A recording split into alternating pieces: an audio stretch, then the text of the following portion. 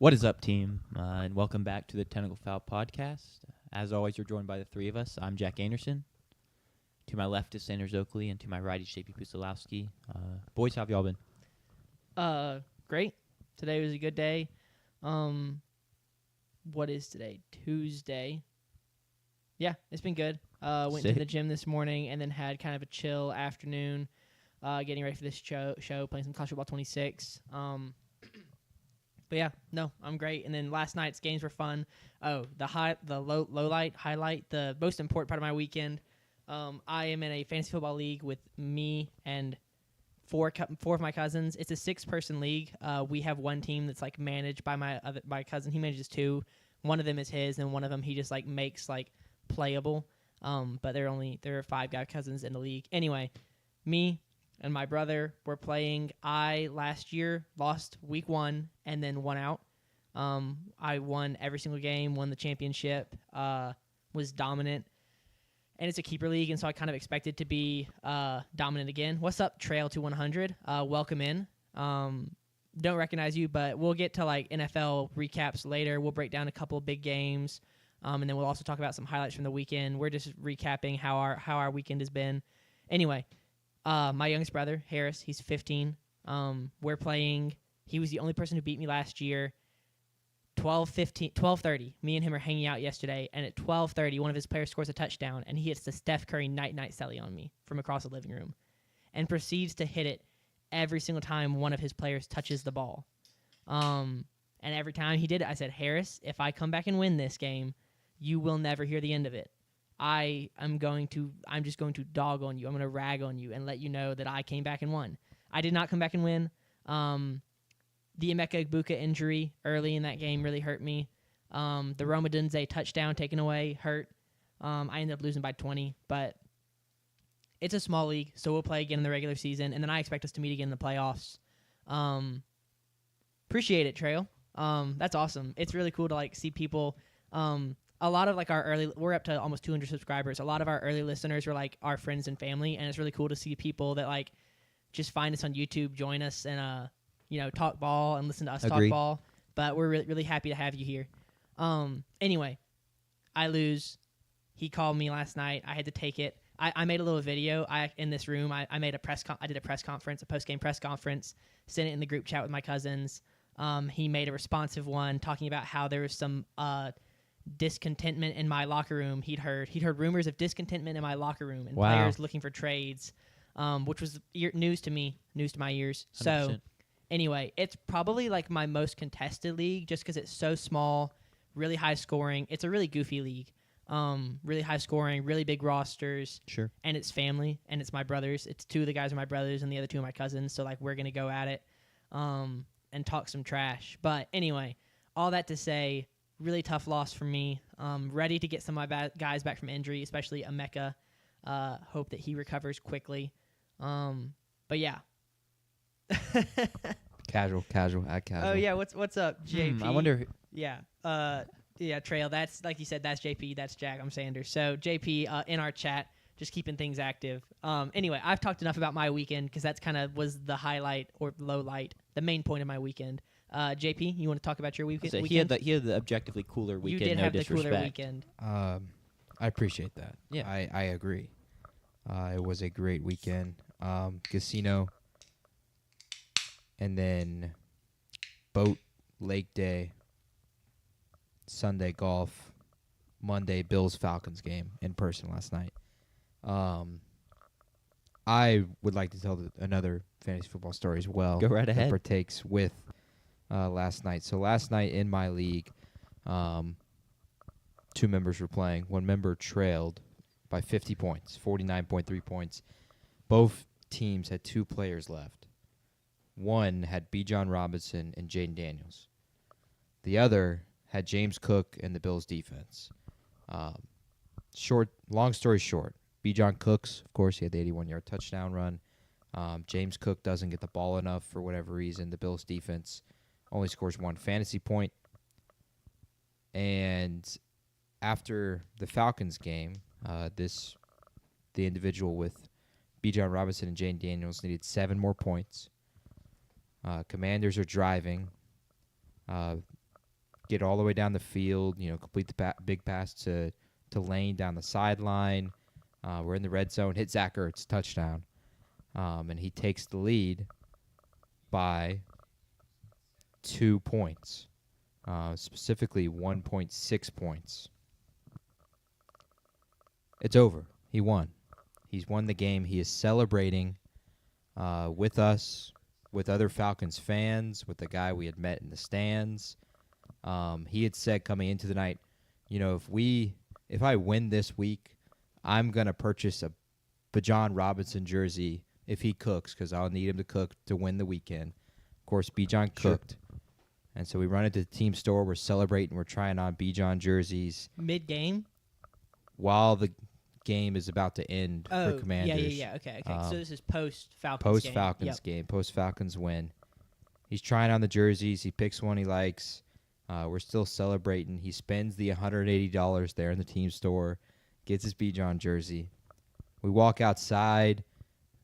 They're doing the swag surf, and so we joined the swag surf with a bunch of local Atlanta people, which was hilarious. And we're celebrating because he won. He was 1-4 at the time, so winning his second game of the season. Yeah. Massive win. And as we're walking by the Hawks State Farm Arena, walking down to the train to get out of there, we get a terrifying text that says, "Nah, if he loses because of Daniel's fumble." Meanwhile, we don't have the game on, so we have no clue. We immediately go to check to see what happened. But long story short on that, he lost last night by 0.56 points because Jaden Daniels fumbled the ball with 2 minutes left, and the Bears went down and kicked the game-winning field goal. He had celebrated all throughout the stadium, the highest of highs, spent $180 on a Bijan jersey. I will say that's money well spent because Bijan is going to continue to cook. Agreed. But Jaden Daniels fumbles. He's 1-5. And the lowest of lows, you want to talk about a man, he was going through it. This is live look at him on the train. That's pretty good. Post Jaden Daniels fumble. I've never seen him more red, clear anger. Thankfully, he wasn't He was one of the one that wasn't drinking, so there was not any terrible reactions with that. But we saw one of the most brutal collapses. Sure. And that is the art of fantasy football right there. You can't really write a script better than that. It was awesome. I wish I could. So funny. I wish I could laugh more, but that Jaden Daniels fumble hurts my soul a lot as well. Absolutely.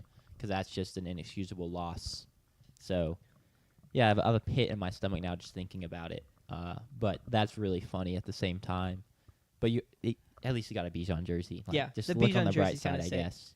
Bijan He was not happy. He wanted a refund, of course. Yeah, I bet. We tried. We convinced him and told him it's not Bijan's fault. Is so. he? No, it's Is he a not. Falcons fan? Not really. Okay, so that He's doesn't not really a make fan it. of anybody. Okay. Because I was like, at least if he's a Falcons fan, he has a Bijan jersey. Yeah. But that's really not great. Then never mind. He's not really a fan of any NFL team. He's That's just a fine. Yeah. fantasy football player. Bijan Hey, was that sick last night. was me though. 6 months ago. So he's a fan of whoever Is is on his team and Yeah. plays well. Yeah, Yep. sure. It's a dangerous place to be honest. It is very dangerous. Ugh. That's how you end up on the train wearing a jersey of a team you don't even root for. And It was you didn't even so win. funny. Yeah, that's great. That's So awesome. funny. Well, shall we get into some weekly takeaways before we get into the specific game breakdowns? Yeah, let's start with some of the bird's eye view stuff. Well, your favorite thing of the week, Sanders? Favorite moment of the week. Probably Baker Mayfield. The Tez Johnson, right? Yes. Thinking the crowd was chanting MVP for him is probably my favorite part of the week because That's I pretty was good. dialed into that game, and we'll get into that game later, so I don't want to spoil too much. And I may try and come up with another one because I kind of forgot that was one of the games we're going to preview. But he gets It's like that. you have a shoe in one, to be honest. Oh yeah, the Justin Herbert. Oh, I can. Yeah, sorry, the Justin Herbert. I'm wearing his jersey. I'll have. Yeah, we'll get to the Tez Johnson stuff later. Justin Herbert breaks that tackle. hits McConkey. They get into field goal range. They hit the walk-off field goal. And then what is it that Harbaugh said after is like, that play, I'll be seeing that play until they put dirt on top of me or something. Yeah, I was thinking about that play till they put dirt on top of me or something very close to that. Which is very on brand for him. He's been glazing Herbert for a long time. But it was pretty electric. You'll never see a head coach be a bigger glazer than him. Who isn't glazing Herbert? Yeah. That's fair. Me. About to say you. Never. How's Gino looking these days? Well, he got a big win this weekend, so Massive win. he fired a coach True. single-handedly. So Yeah, that's big. all credit to him. Or maybe that's bad because they said, okay, we lost to Gino, so Also you got to possible. go. Another one of my favorite moments, the Ryan Fitzpatrick Cam Scattaboo moment, because Ryan Fitzpatrick came out afterwards and said, I made a promise that I would this shirt would stay on unless we were in Buffalo, I think. Correct. But he was like, yeah, but I had to make an exception for Scattaboo. And it was just, that was pretty hilarious. Scattaboo is just, I don't want to follow the all the people oh, I love Scattaboo, but he's pretty fun to watch. As How far can as you not love him? exactly. I don't want to You're in denial if you don't love him. right. Yeah. It's just, but I also don't want to be oh, I just don't want to beat a dead horse and be oh, Sure. he's fun. But he's fun to He's watch. He's a objectively goofy fun. personality. I saw one of his interviews where he's talking about, oh yeah, I eat a couple pounds of candy a week. It's whoa. There's a lot. I mean, DK Metcalf loves his candy as Yeah. well. There's Yeah. a lot of NFL players. And I guess Marshawn Lynch. with go crazy. with metabolisms like that, you need the sugars. Yeah, you'll be able to You handle have to it. eat so many calories. Yeah. Yeah. JP, highlight of the week, favorite part of the week. Perk Rogers is. I don't know if you guys watched the game. No. He's so back. He's just so there. Yeah. The throws he makes. At the age that he is, it's almost because a lot of his best throws have been on the run this year. It's almost more impressive than what Brady was doing. So for a guy who has loved Aaron Rodgers pretty much his entire career, he continues to turn back the clock. And out of the bye, Pittsburgh gets a big win over Dylan Gabriel. So for me, that was my favorite moment of games that Sure. I watched. In person, the Falcons-Bills game was pretty fun. Very well. I'd say it's a good thing for me because it makes me feel better. But that is one of the worst showings. I think I haven't been to a ton of NFL games, but that was one of the worst showings for NFL fan base I've ever seen. Yeah. The stadium was That's tough. 70% full, which in large part is because they rack up ticket prices. It was $200 to sit 3 rows from the top Crazy. of the stadium.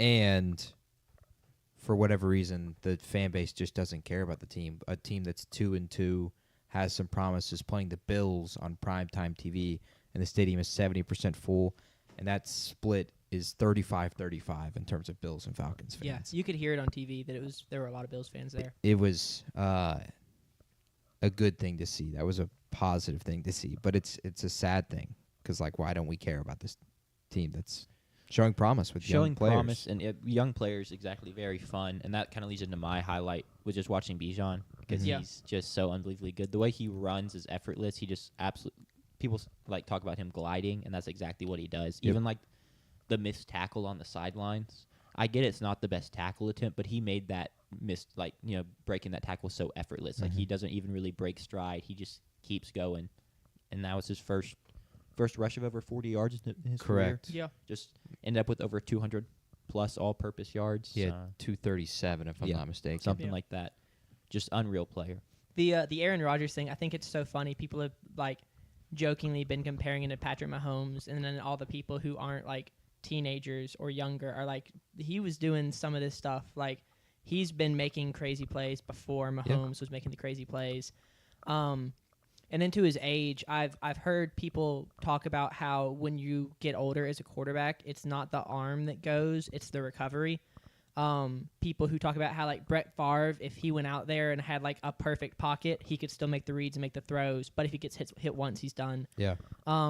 Which is a credit to Rodgers for, like you said, still having the arm and still being able to make the throws. But that's kind of not the first thing to go. And hopefully the body doesn't go, he doesn't get hit. He's able to stay upright. But Well, he has a lot of unique natural healing methods he can turn to Yeah. to True. keep the body going. I'm just really happy that this is basically the way he said it, this is basically going to be his last season. Yeah. And for him to be playing well in his last season, considering what the Jets' tenure was those 3 years, I am really happy with how this is going for him. Because Same.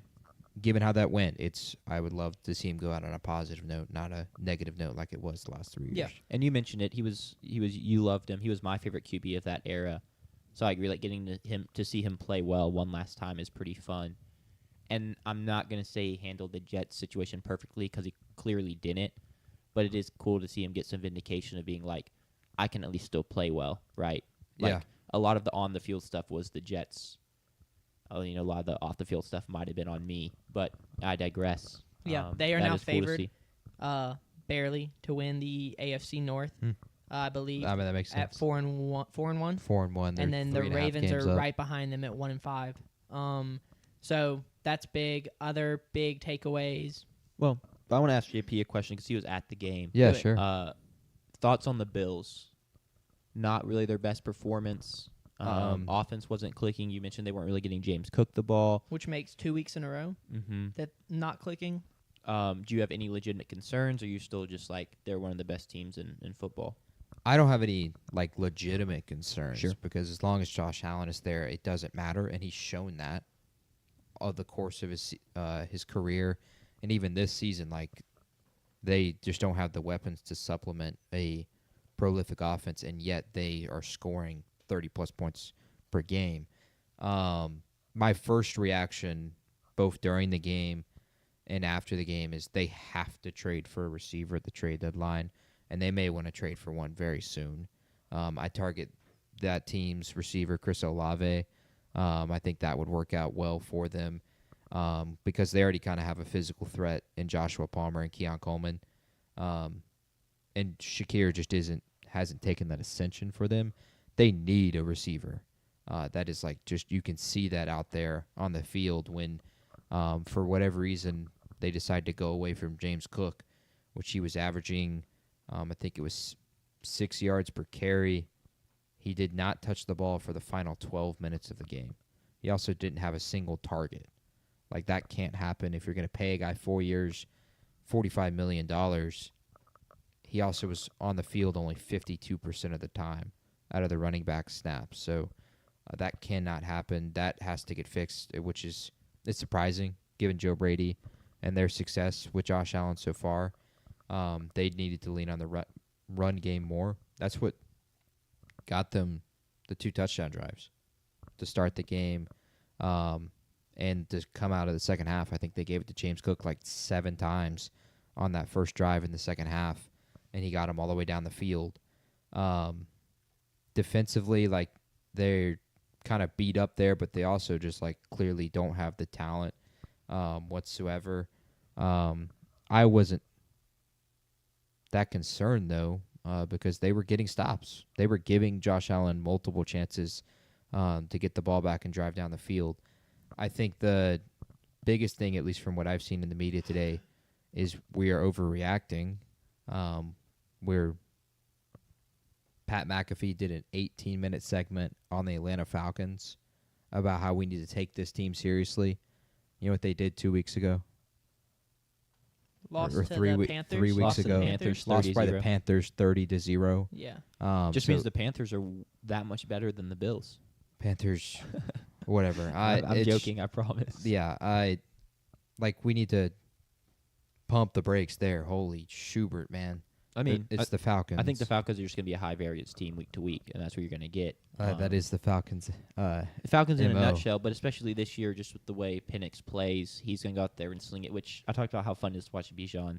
Watching Penix throw a football is a ton of fun. Yes. It explodes from his hand. Absolutely. Just truly explodes. And he's and by no means a check down merchant. He's going to push it downfield, even when it's just to Drake London and Drake London only, but he's still going to do it. So, yeah, I agree. Also, just overreacting on the Bills side, they are immediately writing them off, and now we're immediately pushing the Chiefs to they're back. By the way, the Chiefs are 3-3 in a game back of Buffalo still, so Sure. And they still have to play? they they? still will play each other this season, and Chiefs will have to play a tough schedule just as much as the Bills do. I just think a little bit of overreaction today. They play in 2 weeks. Or Th- November 2nd. yeah, 3 weeks. thankfully the odds market hasn't shown that they're still they are now tied as a Super Bowl favorite with Kansas City. They just need to trade for a receiver. I think that's just about it, to be honest. Give James Cook the ball more and trade for some kind of receiver. I Even wouldn't if you mind some had- secondary depth either in a trade. Sure. I could unlikely to do so, but they're just so beat up back there. And even if they're all healthy, I don't really love the options. But Absolutely, I agree. They need to target some 1 or 2 trades because Josh Allen's playing exceptional again this season. Now he's starting to turn the ball over a few times, especially in the past 2 games. They as a team, that's really what cost them the last 2 games. Is turning the ball over. but that's what happens when you don't have the receivers and you're trying to have to force stuff. Absolutely. And you're not running the ball for whatever reason. You're going to turn the ball over more. Yeah, there was one drive. Bills got the ball. I think it was the 4th quarter, 10 minutes left. 1st and 10. They are down 7. They have the ball at like the 30-yard line, and they threw the ball 3 times on that possession.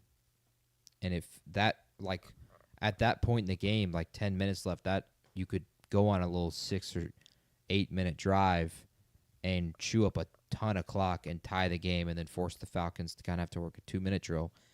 And they came out throwing immediately. I almost feel like it hurt them hitting Joshua Palmer on the first play of the game. Like, I think that immediately opened their eyes like, oh, we can hit some deep shots over the top, and then that's why James Cook didn't get the ball. I hope that's the explanation, because otherwise, I don't know if it was ever shown on TV, but James Cook was unbelievably frustrated. He threw his helmet 3 times. One of them was like a 25-yard helmet toss that he like just threw it like a bowling ball. So he was visibly frustrated, and rightfully so, because he needed to get the ball more with how he's playing. Sure. Other big takeaways from around the league. The London game was terrible. Yeah. That Jets team is bad. I'm interested to ask you, Sanders, as kind of the Justin Fields defender in the off season. Are you still holding out hope that there's something there? Have you closed that book? Are you just? Is it an offensive issue as a whole, which it is? But are you, and that's the reason he's playing bad? Are you like, are you out? Are you fully out? Or are you just never going to be fully out? I think that I should be fully out. I think that's the correct decision. Like, if I was a GM, I would not bring him in. But as a fan, he's so exciting to watch that I just hope against hope that like he can like get into a system that isn't dysfunctional, which the Jets seem to be. We saw them last year, and I know it's new management this year, but there's some of the same players. So if I was a coach or an owner or a GM, I would be out on Justin Fields. I would not bring him in. But as a fan, like, I would love to see him like get a 3rd chance somewhere, a 4th chance, because he's so fun to watch. I don't think that'll happen. I don't think it should happen. So I am out on him as a quarterback, but I'm not out on him as like being one of the most entertaining guys to watch play football. Sure. I will say I don't think Jets fans would echo the sentiment that he's fun to watch. I think they find it very frustrating. He took a ton of bad sacks in this game. I should have pulled up the number. Do you have it anywhere, JP? Okay. In terms of times he was sacked? Yeah, times he was sacked, I think it was 8 or 9 times. But also, like, the time to sack, it would be like 7 seconds, 9 seconds, 4 seconds. Like, he's just holding onto the ball for a really long time. They sacked him 9 times. And a lot of those were on him. But also, I didn't really come away impressed with this Broncos team either. As long as this Jets team has been good defensively, I do not think Bo Nix has had a good start to the season whatsoever. And that's a concern because I know their defense is still really good, right? Not just from this week. I mean, it's not that hard to hold the Jets to a few points, but they've been playing legitimately well.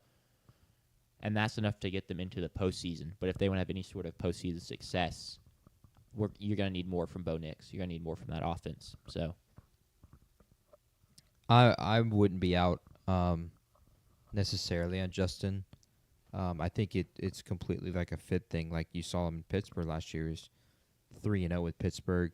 and the way that they used him was effective.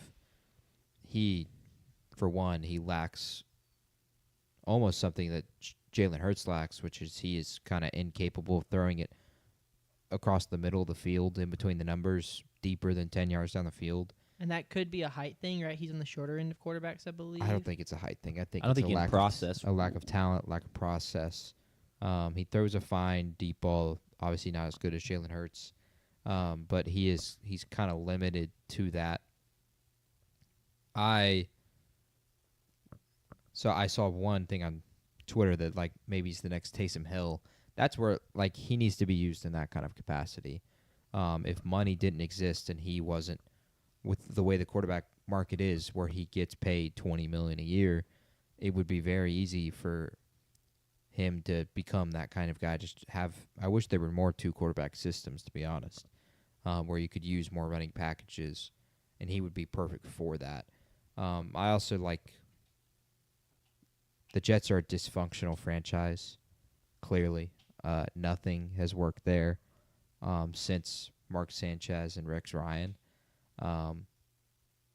So how much of that can you blame on Justin? I don't think a lot. That's just so crazy, too, because I really thought that Aaron Glenn was going to bring some of that, like, I don't know, simplicity, just like confidence from Detroit under Dan Campbell, and he comes in and it's just like, it feels like the same Jets. To me, it seems like he's just in over his head. It's almost a bigger problem than either he realized or he thought he could fix it, and at least currently he's just a little overwhelmed.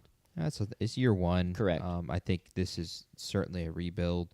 These are not necessarily Aaron Glenn's guys, although they did pick to sign Justin Fields. But they also, like Justin Fields, his contract was being signed as a bridge quarterback. He's not the quarterback going forward. So They'll probably draft a guy this year. I would imagine so. They drafted guys that they like, getting Mimbu to bolster on their offensive line. He's played well in the run game, but has struggled in the pass game. But it doesn't help when Justin Fields holds onto the ball for so damn long. So I wouldn't be out on Aaron Glenn quite yet. I'm not. It's clear he's struggling currently, but it's currently is the key word there. I think the only thing that concerns me is just when he is shown on the sideline, he is just consistently shown and sitting there in a blank face of like disappointment. I'm not seeing a ton of momentum from him. Like the clip that the GIF from the Tampa Bay Buccaneers game, that's what I kind of imagined he would be like more of the time. Yeah, is trying to infuse energy in his team. Like that's what he is, and that's what he was with Dan Campbell, as a guy who infused energy in that defense. Ben Johnson's a little different. He infuses energy in his team by how cocky and confident he is, and how confident he is in his play calling. Aaron Glenn, I thought, would be more of like a motivator like Dan Campbell, but I don't think we've really seen that yet. And that, if anything, is disappointing me right now. But he may also, it seems like he may also just feel like he's kind of screwed anyway. So why waste the energy? Yeah, that's fair. Other news from around the NFL, Colts beat the Cardinals. Marvin Harrison Jr. exits with concussion-like symptoms, but is questionable for next week. Charvarius Ward goes down in a really unfortunate pregame accident, which was devastating because that's a guy I really liked coming over from San Francisco, and was really hoping that he could have a bounce-back year after a down. He played half the year last year. He's warming up, and he's doing a back pedal, go to the sideline, catch the ball, and he and a tight end collide. And I know it's definitely not what happened, but it looks like the tight end just lowered his shoulder and just puts him on his butt. Yeah. Just really unfortunate the way they collided. Instant concussion, misses the game. Colts win that one. Ravens lose to the Rams. They score 3 points. Rams score 17. We already talked about it a little bit with the Steelers. They beat the Browns 23-9. Myles Garrett, I think, had 0 sacks. So the debate of T.J. Watt versus Myles Garrett, that's a point for T.J. Watt in the eyes of Steelers fans. That's a point for Jalen Ramsey. I also love... he had 2 sacks in the game, more than T.J. Watt and Myles Garrett. There's been a ton of discourse on Myles Garrett among Browns fans because Myles Garrett basically said in the presser something like, it's tiring to lose the same way every time. Yeah. And then all the Browns fans jump on him and are basically like, we gave you a bunch of money, you can't complain. Not just Browns fans, people in general. Yeah. And then accusing him of quitting already on the team because he had 0 sacks in this game. Yeah. I'm an Aggie, so I'm going to be biased. But Yeah. funny to turn on the best thing that happened to your franchise in years. Since Joe Thomas. Yeah, I mean, It's the two good things that have happened to your franchise are Joe Thomas and Myles Garrett. And then you had Baker Mayfield, and then And you blew it. threw it away. so yeah, I don't know. That's just funny to me. Like, I think players should be frustrated when they don't win games. Yeah, and it doesn't matter how much money they get paid. They hate to lose. You have to hate losing to play at that high level of sports. Seahawks going to Jacksonville and win that game. Chargers are able to beat the Dolphins after a great game from Kamani Vidal. Not at all the player I was expecting to kind of lead this team. 18 carries for 124 yards, averaged almost 7 yards a carry. Also had some stuff out of the backfield, 3 receptions, 14 yards, and a touchdown. It's kind of crazy that like the offense looked so bad. At least rushing looked like a constant struggle. With Hampton, they got it going at one point for a game, but like I really thought the rushing game was going to struggle. Vidal comes out, has a great game. The Dolphins defense is like a good defense to like start a new running back against. They're not a great defense or haven't been this season, but was still surprised and excited by that. Yeah, they're the worst rushing defense in the league. Yeah, it makes it pretty easy. I will. 170 yards per game. I thought the Chargers were going to lose that game, and that's a game you can't lose. Nope. And now they go into the bye, I believe. Yes. Yeah. And then next week have another game that we should win. Nope. We play the Colts and then the Vikings and then the Titans. That's the game we should win. But the Dolphins. Sorry, go ahead and I'll talk after. Colts and Vikings both at home. Hopefully you win one out of those two. I'd be okay with that. Those are two, like the Colts are one of the hottest teams in football right now. The Vikings have the potential to put it together and definitely win a game on a Sunday. While they haven't looked super impressive, they're 3-2. The quarterback, like J.J. McCarthy being hurt, is he going to come back and play? There's just some question marks there. Sure. But win one of those two games and win the Titans, and I'm happy with that 3-game stretch.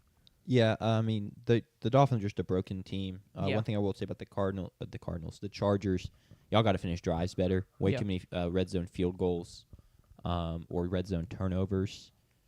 That has just let teams hang around in games, or makes it hard to come back in games. So that's really something that's got to get cleaned up. Yeah. But yeah, I mean the Dolphins. How many weeks out do you think we are from McDaniel getting fired?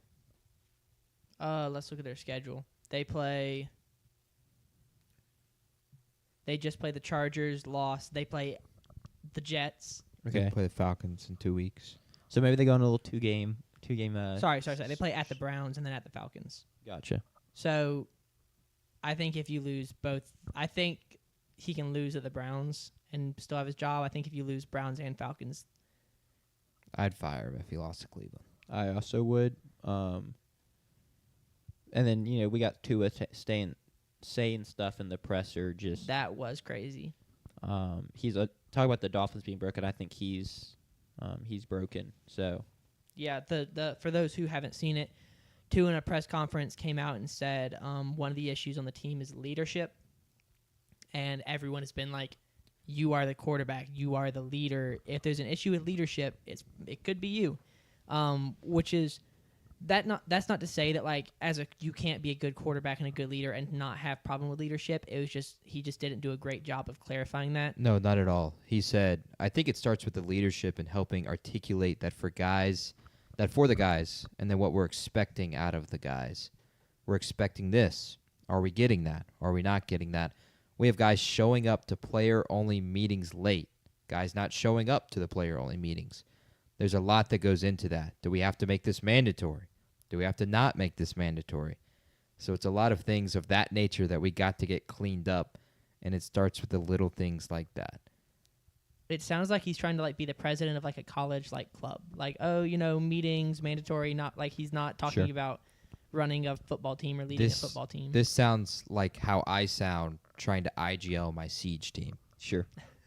And I'm allowed to talk like that as an IGL of a Siege team. Yeah. He's not allowed to talk like that for a quarterback that gets paid $45 million a year and is one of the quarterbacks of 32 NFL franchises. It sounds like to me, because in even the comments about, like, it doesn't matter what he does during the game because he gets to go home and see his kids, which, like, I agree. You know, if you go throw interceptions, you get to go home and see your kids, and your kids matter way more than football. But at the same time, for the guy that gets paid $40 million, it's not necessarily what you want to hear at the podium, if that makes sense, when your team is losing. Yeah. It seems like he has, like, detached himself from the situation a little bit because they suck so bad, it's just easier almost. Yeah. Like, if I, like, say I don't care and I just decide not to care, it doesn't hurt me as much. Yeah. I'm not trying to dog on a guy when to go home and spend time with his kids. Not he at all. 100% should want to. Yeah. It's just... The other, like, another defense that I've seen, or actually defense of the players, is when he says, like, oh, we've got guys not showing up to team, like, player-only meetings. I was listening to a podcast today that was like, they had a player-only meeting after week 1, which was kind of wild. So they were like, if they've been having these every week and the team is still losing, if I were a player, I'd just be kind of like, this isn't working. I'm done with this. Yeah. So anyway, that's just goofy. They lose to the Chargers. Carolina beats the Cowboys. Panthers, JP, definitely no longer on 0-17 watch. They're now 3-3. Bad football team, though. Bad football team. I Bad football that. team. I think a couple more weeks, and I'll go respond to all of the people who said that Chuba Hubbard was a top 10 running back in the NFL. He is no longer the best running back on his team. Rico Dowdle is. And I know Chuba's been dealing with injuries, but being injury-prone goes into being an elite running back. If you are injury-prone, it just knocks you down some notches. Yeah, 2 things on that game. One, Bryce Young is not back, like people are saying. He still has only thrown for over 200 yards once. Tedero McMillan is here, though. Ted McMillan is excellent. Rico Dowdle, what an excellent 2 weeks, albeit against the worst rushing defense in the league. And then the Dallas Cowboys, who are probably the worst defense in the league. So Kenny Clark has really made waves in that front seven and that interior. I don't know how consistent it'll be They with should probably trade Rico for a guy. going forward. But all credit to him in a kind of a revenge game against Dallas. But Bryce is not back. He again threw picks in this game. He made some good throws, but he still hasn't. He's thrown for 200 yards plus once this season in 6 games. So Yeah. Bryce Young's not back, and he's not that great. Although he is talking like it, and the Panthers fans are also talking like it. And then the other one is, oh my God, Dak needs help. Man, for one, the Cowboys could still make the playoffs because they, as they've shown this season, they can score literally with anyone, and having that shootout ability, they can win any game because of that. Sure. But man, they're just gonna have to be so reliant on just being perfect offensively. How and many? That just kind of sucks. How many picks did they get from Micah? They got 2 first-round picks for Micah, and they also got Kenny Clark. Yeah. I mean, yeah, the Cowboys, I mean, if you turn around and trade, like, each first-round pick for a good defensive player. They won't, No, though. they should just use the draft picks. Yeah. But, like, they need help. I'm saying if they got help this year, they could be good. The offense is good enough that if you did something to, like, help try and fix the defense. The offense will be this good next year. It should be they're probably going to re-sign George Pickens, and everybody else is They got the money contract. too now. As Jerry said. So I think they would more than likely use the first-round picks maybe on defenders and try to help the defense that way, and then maybe spend some money defensively as well. Cassius Howe stays in Texas. Maybe. And then I would hope the following year that they use one of the 2 first-round picks on a quarterback. Yeah. I would hope. Yes, because Dak is getting up there. That's crazy to think about. I hate thinking about that. Yeah, he's a 32, if I'm not mistaken. Crazy.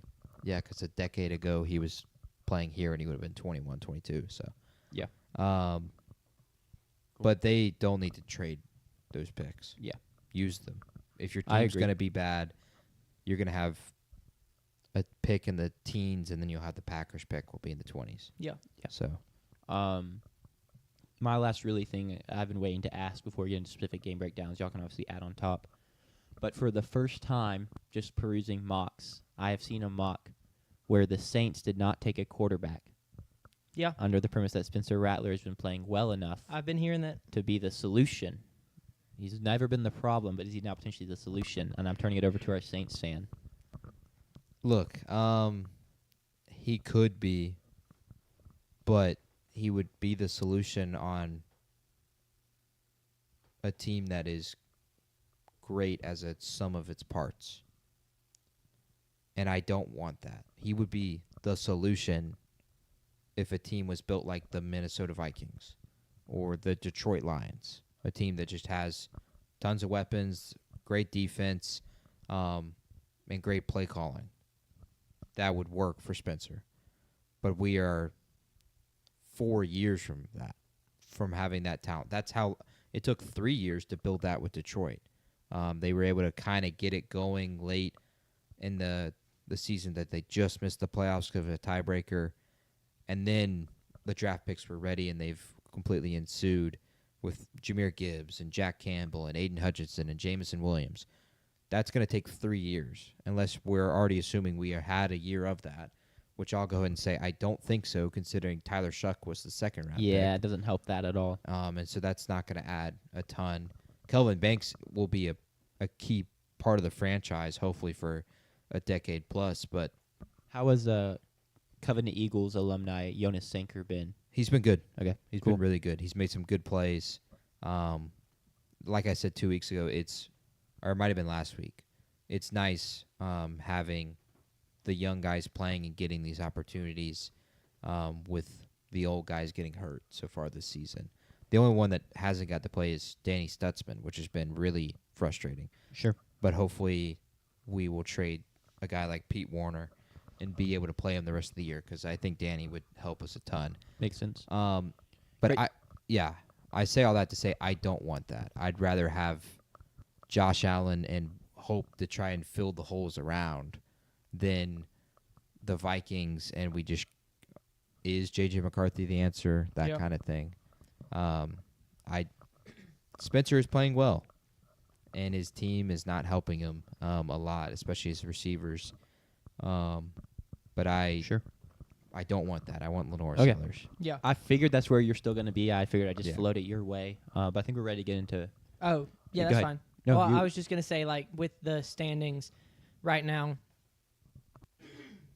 the other QB needy teams, like, y'all are tied for, I mean, there's a lot of season left to go, but at 1-5, the Jets are 0-6. They're ahead of you in the draft order right now. Mm-hmm. There's a good chance And they I would take think- a quarterback. The Dolphins are ahead of you, and They won't. They really can't. okay, my thought process would be if they move on from They can't move on from Tua next year, but after next year they can. but not Tua, but the head. I'm saying if they move him from the head coach and bring in a new head coach, he may say, "I'm gonna bring in a rookie. His contract is so cheap that I'm just gonna like have Tua be the backup. Maybe try and trade him to somewhere like not the Lions, but They the team." Trading him next year will cap them so bad. Okay, well, They're fricked regardless. yeah, But the Browns. I think they'll wait. The Browns are ahead of you right now. They don't have a whole lot of capital invested in quarterback. They've got a 3rd round pick and a 5th round or 6th round pick. Well, I said And Deshaun Watson. They have Deshaun Watson. which they but they need get- to play him. They get closer and closer to him not being there anymore. I think they're still 2 years Is it removed 2 from years? that. That's Yes, crazy.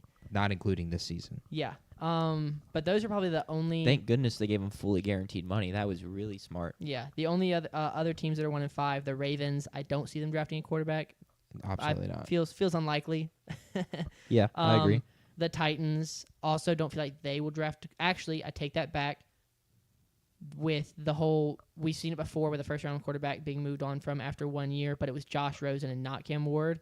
I don't see them drafting a quarterback, but it will be a new head coach, so you can never say with it's not the same head coach. 99% chance. I will say, if it was the same head coach, it'd be 100%. With a new head coach, it's 99%. That he'll come in and say, I don't like Cam Ward. I'm going to try and trade him for a 2nd round pick and then go get my guy. Unlikely, but possible. So all that to say, the Saints will be up there with a lot of quarterback options. Fernando Mendoza. Is Lenora Sellers approaching going back to college territory? or even I doubt it. or even Why would he? transfer somewhere with a better team than South Carolina has Also, why would he do that? to try and win for money. They're 'Cause probably you giving could- him a lot of money at South Carolina, if I had Yeah. to guess. I don't know. That's too far away. My thing with that is is your draft stock going to get any higher than it is right now? Yes, because right now he's not first overall. He could be But first overall. he will be taken in the top 10. Yeah. It depends on how he plays out the rest of the season. Sure. It's just hard to be like, I come back and I'm guaranteed first overall. Who knows how DJ Lagway is going to play next year? Yeah. Now I can't think of a single other guy that's in that Arch draft Manning. class. Yeah. Arch Manning. If Arch Manning turns it around. Dylan Raiola. Sure. I'm just throwing yeah, out yeah. former 5-star. He could put it together. Crazier things have happened. Sure. Avery Johnson. Avery Johnson. Marcel Reed. True. Croman Hoke. Yeah. When he's the starter next year at Yep. Mississippi State. Last game before we do our big three, Bengals lose to the Packers 18-27. I think it was a late Jamar Chase touchdown, which saved not saved. He had like 100 yards at that point. But a touchdown helped out fantasy owners to make it look closer than it was. But yeah, we can now get into our 3 games that we're going to talk about in depth. Let's just start with the afternoon game, San Francisco at Tampa Bay. Sure. Big game. Every NFL game kind of feels like a big game as long as you're not 1-5 or 0-6 Okay. at this point. The 49ers go to Tampa Bay and they lose 30-19. Both teams are really beat up and get even more beat up in this game. Emeka Egbuka goes down pretty early with an injury. Fred Warner gets hurt, and I believe he's been declared out for the year. season. Yeah, He seems to have surgery. I saw that one to make sure it was factual. But Baker has done what Baker has done all season, and that's continued to make plays regardless of who's out there. And so once again, they win 30-19. Pretty big win. Thoughts on this game, guys? Emeka Egbuka goes down and prevents me from getting his jersey. That was 102 touchdowns or 150 and a touchdown. He ends up with 2 receptions for 24 yards. He looked really good for the first drive and then goes out with a hamstring injury, which those injuries are so weird. I've never had like a hamstring injury, and so like I can't fathom it because it's like It sucks. like It's not fun. is it pulled? Is it torn? Can it be? I guess it could be either. But like, what are most NFL hamstring injuries? Are they pulls? Yeah. But Yeah. speaking as someone that has pulled my hamstring playing football on the illustrious intramural fields of Mississippi State's campus. Wait, when did you pull your hamstring? Freshman year. No, last year. Oh, okay. During our doubleheader, I That's pulled right. it early in Oh, our yeah. second game. Did you play through? I played through. Man, these so guys are wimps. NFL obviously players are wimps. not a crazy bad hamstring pull. But with that being said, for months later, playing angle ball weekly, I felt it every time I played. Yeah. I just never felt 100% for months, and that's pulling my hamstring in a way that I could play through it. So they will linger 100%. Think about what the hamstring is used for. Yeah, it's Pushing off, Yeah. exploding. Think about what wide receivers do every single snap. Yeah. Push off, explode. So it's the worst injury a wide receiver can have, I'd say, outside of course, one that knocks him out for a season. This is the worst as it gets for a lingering. Like Justin Jefferson missed a lot of training camp because of it.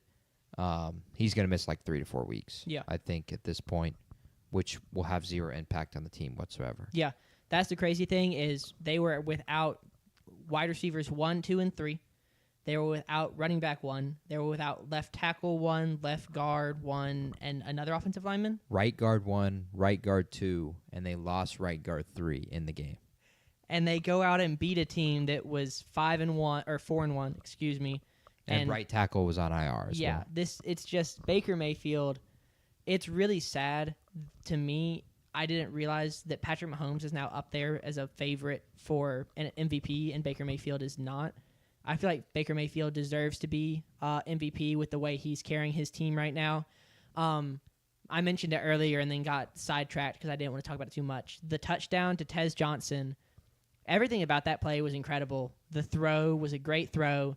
The catch, Tez Johnson lays out, and I feel like on 90% of those catches, when the wide receiver catches it barely in his hands, when he hits the ground, it's gonna move, or it's gonna move a tiny bit, and it's gonna be called incomplete after 15 minutes of reviews. Instead, he's able to keep it to his chest. He keeps it off the ground, gets up, does an electric backflip. And the best part is in the post-game interview, he's talking about how they were chanting MVP, and he was like, guys, like, I didn't know what to do. I was like, I'm just a rookie. Like, I ain't done nothing yet. And it took his teammates telling him, dude, they're chanting for Baker, which, like, is so funny. Love the confidence from the young guy. I don't even know. It's just like he just got caught up in the moment, and that's his first NFL touchdown. I imagine that, like, he had zero thoughts, and he was just 100%. like, I just can't imagine that feeling of catching that touchdown in that manner, hearing MVP and not being able to think straight, and because of that being like, why are they chanting for me? That just has to be like the coolest feeling ever, with the adrenaline pumping. Then at the end of the game, Baker Mayfield hits like the scramble where he breaks the tackle, rolls out left, dives upside down, gets the first down, pops up, and just like starts doing his Baker Mayfield dances, and he's just so cocky, and it's so fun to watch. Couple hours later, Patrick Mahomes scrambles, gets short of the first down line, and Chris Collinsworth goes, "Are there any quarterbacks in the NFL doing this right now?" And everyone on Twitter was like, "Yes, there was one 3 hours ago who got the first down." Technically, depending on what he means by right now, there was not any other NFL quarterback doing it. I don't know what his time frame was for right now, but yeah, I imagine cut him some slack there. Okay, I would rather not cut Okay, Chris fair Collinsworth enough. any slack when it comes to him glazing Patrick Mahomes. Yeah. But Baker Mayfield, I think, is like, he's playing like the best quarterback in the NFL right now. He's doing what we raved, or JP raved about Patrick Mahomes doing, winning a Super Bowl with Marquez Valdes-Scantling, Juju Smith-Schuster, and Sky Moore, something like that. It was a wide receiver core. Kadarius Toney. Young the Joka. electric Kadarius Toney. Yeah, so he's doing that kind of stuff, winning games and dominating on the offensive side of the ball with a bunch of not no names, but young guys. Because I don't like Tez Johnson was a good college quarterback, but beyond that, it's not great. Rashad White is a good running back, not too far below Bucky Irving as far as talent goes, but still the backup nonetheless. So it's just crazy. He's so fun to watch, and it's wild that he continues to do this against a San Francisco 49ers team that was playing really hot. And that's also not to take anything away from Mac Jones. I think he has a good day, going for over 300 yards. He has the interceptions, which is tough. But statistically, 27 for 39. I still think that, like, this is his job right now. Disagree. You would disagree? You think that one game against the Buccaneers? The money is the biggest piece of it. You're not going to pay the guy all that money, and then in the first year, it's suddenly not his job because Mac Jones is playing pretty well. Yeah. I don't think that's going to happen. Whether, if you asked them who would you rather start, maybe they're like, we lean Mac Jones right now, which I don't even know if that's true. But the money's just simply way too much to do that. I don't think it's true because they committed the money to Correct. Brock Purdy. It's not like someone else did. And you also committed, when you commit that kind of money, now when your team is dealing with a bunch of injuries, you're supposed to be worth that money. So maybe it may be in their best interest to play him, and if he plays well and they keep winning, thumbs up. If he plays bad and they lose, well, now you have a reason to get rid of Brock Purdy at some point, which they can't for like 3 years. But Yeah. Which is insane. And no one's going to want him even at that point, because then it's like, well, now we've seen someone will want them. Someone wanted Justin Fields a third time. Yeah. You can always find somebody to take the rejects. Sam Darnold got now on his fifth team. Is it his fifth? Yeah. Jets? Or fourth team. Jets, Panthers, Vikings, Seahawks. Okay. Yeah, That's his fourth crazy. team. Crazy. No, 49ers. So, yes, it is I his thought he was fifth on the team. 49ers, yeah. So, yeah, he would get another chance, more than likely. But they were going to start Brock Purdy. They have no reason not to. Mac Jones has played incredible, and he was incredible. But Brock Purdy's the franchise quarterback, and so he's going to continue to start until further notice. I think it was just a great win for Tampa Bay. to continue stacking these wins, because if every time you open their schedule you keep wondering, like, wait, they're playing that team? They go to Detroit next week, and they just came off weeks where they played at Seattle, who's one of the best teams in the league right now, hosting Philly, and then hosting the red-hot 49ers. So that's 4 weeks of brutal. Oh, and their start to the season wasn't that easy either. They had to play at Monday Night Football against the Texans, and apparently the best team in the NFL, the Falcons, since they got 18 minutes on the Pat McAfee show. To continue stacking wins, it helps them a ton, especially when you do it when you're hurt, because when the guys come back, it theoretically should be easier to win. And so this is something that just great teams do, is they don't care about who's hurt, what happens during the game, who goes down during the game. They go out there, they defend their home turf, they win at home, and they win these kind of tough contested games where, like, Baker wasn't prolific necessarily, only 17 completions, but he got the job done. He made the plays when he needed to. That 3rd and 13 run that's some tough stuff. That's the good there. stuff, yeah. That's some tough stuff right there. It never disappoints watching a guy who is clear. He might be the slowest guy in the field. He might be the least athletic guy in the field, because offensive linemen deserve a ton of credit for their athleticism. Yet he still somehow finds a way to make it happen. And you can't teach that kind of thing. That's just something that people have. And Baker is one of those guys that has that. I agree. It's stupid that he's not the favorite to be the MVP right now. But because of that, good value on getting Baker Mayfield MVP right now. It's 3-1 money. And if Tampa Bay continues to win like this, he rightfully should be the MVP of the league. Yeah. This is their first win that wasn't a game-winning drive. Is that right? Yes. Their first win that wasn't a one possession game either. So a huge win. Their first time running out there for victory formation, and they've won 5 games this year. They made a big post about that on social media. So this is what victory formation looks like. We thought it looked like their kicker going out to kick the game-winning field goal. That's fire. So, yeah, 5th win, and you just now got to use victory formation. A credit to Tampa Bay. On the 49ers side, their season's over. 2 injured, yeah. Losing Fred Warner, Yeah. season's over. That's kind of without on Fred you Warner. for calling him the best player in the NFL. I wish. And I'm sad because I love watching Fred Warner play. He's an animal. After you said that, I watched him I was watching for him, and there was one, it was like a running back outside run to the right, and watching him just like read it and start to head that way before the running back had the ball, and then go under like a pulling offensive lineman and meet the running back in the backfield. I was like, okay, cool, I see it. I see the vision. He's diabolical. He's hard not to miss. When I've watched the 49ers this year, I do that. You just look at Fred Warner and you'll find the play. Yeah. You can learn just as much about the play watching Fred Warner, because he just ends up where it is, and you kind of understand what the play even was to begin with. He's incredible. Sucks to see that he's done for the year, and that is the centerpiece of their defense. And now their defense is really, really young and inexperienced, and just not as good. So without him and Nick Bosa, their defense is going to be bad. And because of that, with already the injuries on the offensive side of the ball, Christian McCaffrey just seems to be sacrificing a new person every single week. That's been the joke that I haven't seen as much as I would hope to. That to keep himself healthy, he is sacrificing a 49er every single week. Yeah, that's pretty good. And that has kind of just been what's happening. So he's running out of people to sacrifice. I guess like Trent Williams is next or something. Yeah. But CMC is still healthy, and he played pretty well in this game as well. Sure. But the 49ers season's over. At 4-2, it's crazy to say, but unless Brock Purdy is worth what he got paid, this team I don't think makes the postseason this year. I think there's just too many teams in the NFC that are right there.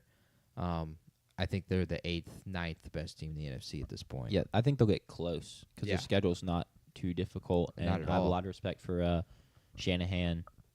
And as beat up as they still have a couple pieces. but I agree. I don't think they'll make the playoffs at this point. Too injured. They're 5-1, 4-2. 4-2. Thank you. If they're 5-1, I think I'd say they probably make the playoffs. Yeah, Yeah. just because they have like kind of a head start. But yeah, Correct. being 4-2, other teams in the division, I think the Rams As they have the Rams and the Seahawks, both which they're going to 4-2. be extremely competitive. Yeah, I don't think they'll finish ahead of either of those teams. They'll they- probably finish third in the division. They've got the head-to-head over both of them right now, yeah, which helps and will help them down the stretch. But yeah, and Puka's out, so maybe the Rams drop a game or two without Puka. completely possible. I think Seattle's going to take control of this division pretty soon. Yeah, But there's just too many teams right there along that line of Atlanta, who's the best team in the league, according to some. Minnesota is, I think, still going to win games regardless who plays quarterback. And then you have the two teams that played Monday night with the Bears and the Commanders. I don't see how. Maybe they sneak in as a 7 seed and you just get caked walked by Green Bay or Seattle in that first round. or Tampa Bay. Now, I think Tampa Bay is kind of in a spot where they should earn that 1 seed. I think it would be pretty hard for them to not to play because they already have the head-to-head. Yeah, I forgot. You're right. The 2 seed plays the 7 seed. My Yeah. bad. They already have the head-to-head Yes. over Seattle. And Green Bay is a game and a half back. Yep.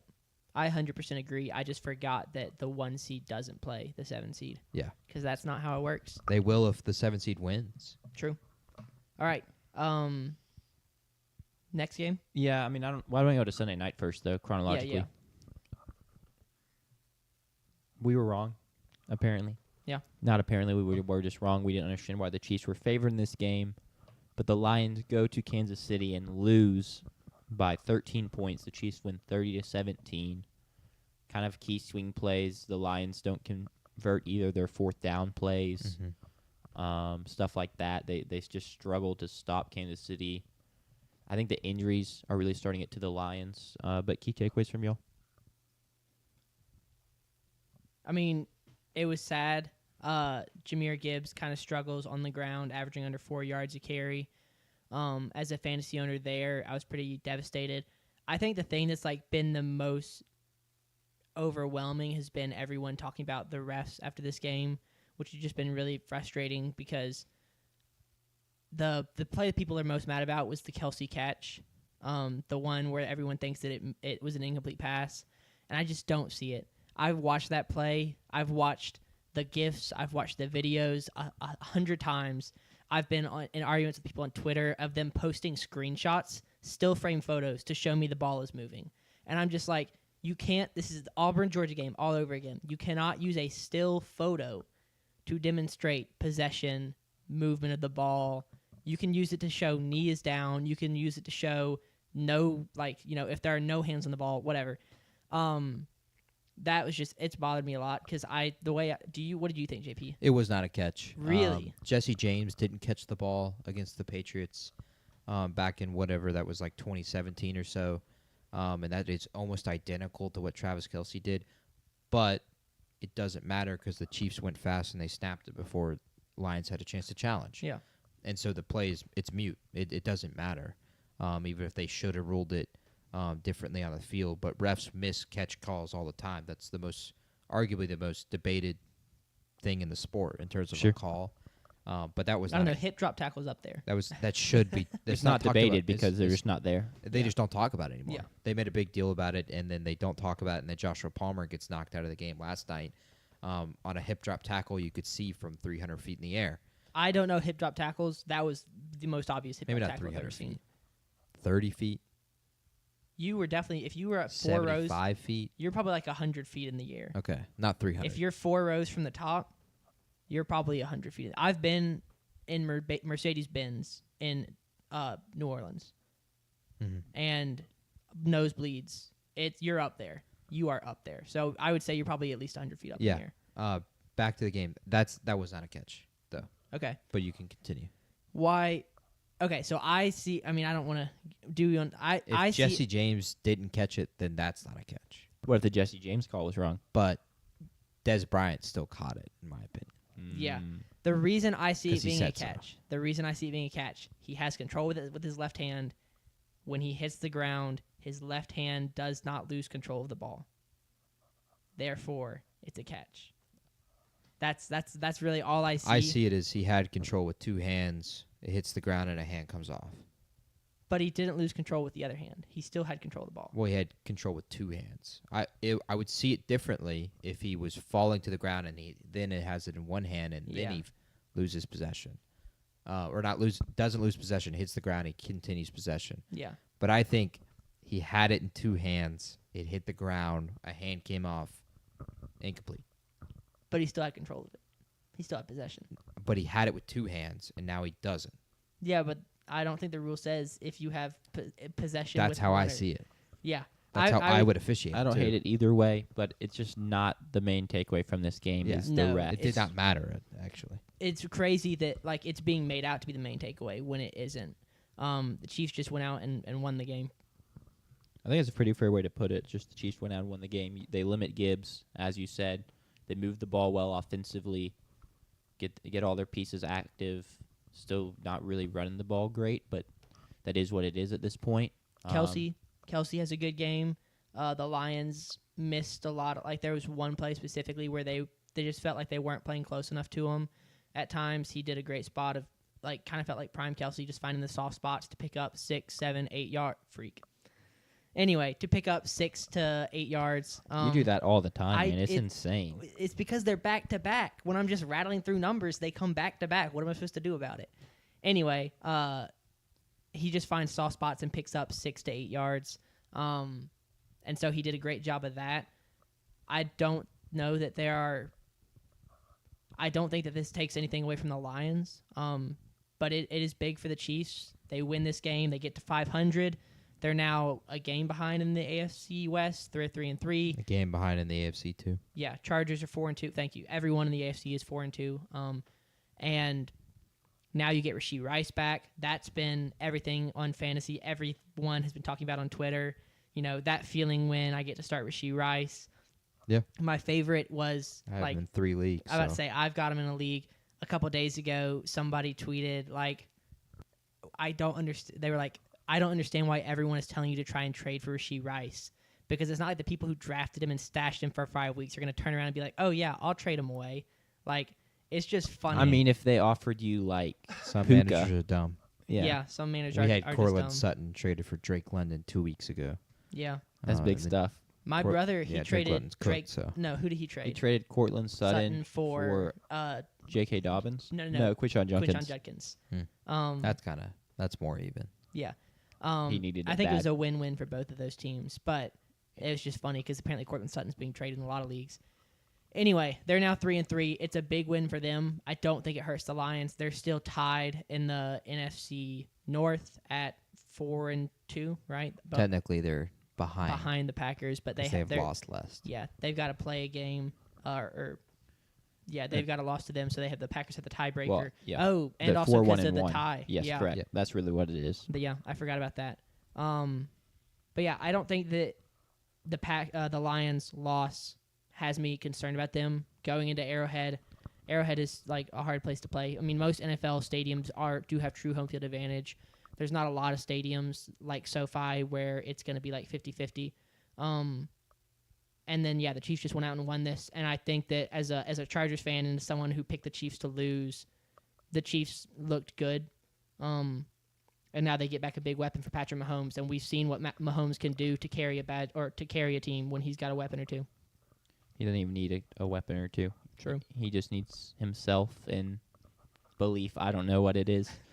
I get I'm not really worried about the Lions, but that was a pretty uninspiring performance from them in my opinion. I just I came away pretty frustrated at them. Yeah. Partially because I picked them and they didn't deliver, but just it just kind of felt lackluster. The mojo didn't really seem like it was there, and it's just I know the Chiefs have been down, but it's still a big time to make a statement. So how do you not come out a little more fired up for that game? Yeah. Almost, I would have liked to see them just kind of make more plays, and it didn't happen. Taking away the Jared Goff pass touchdown early, that was that game, right? Am I making that up? Yes. That was sad. Well, he cheated, so. Yeah.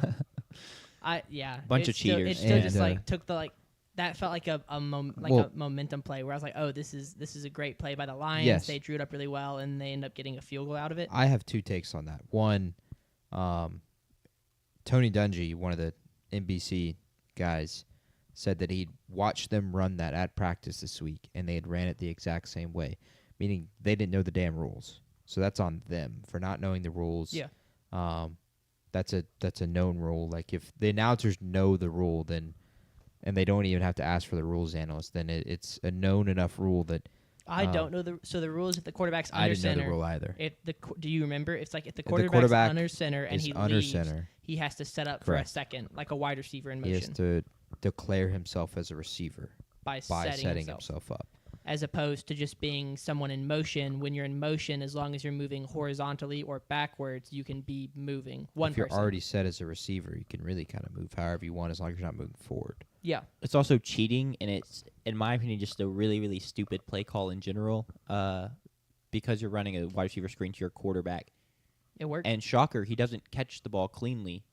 He gets lucky. It worked. It didn't work because they cheated.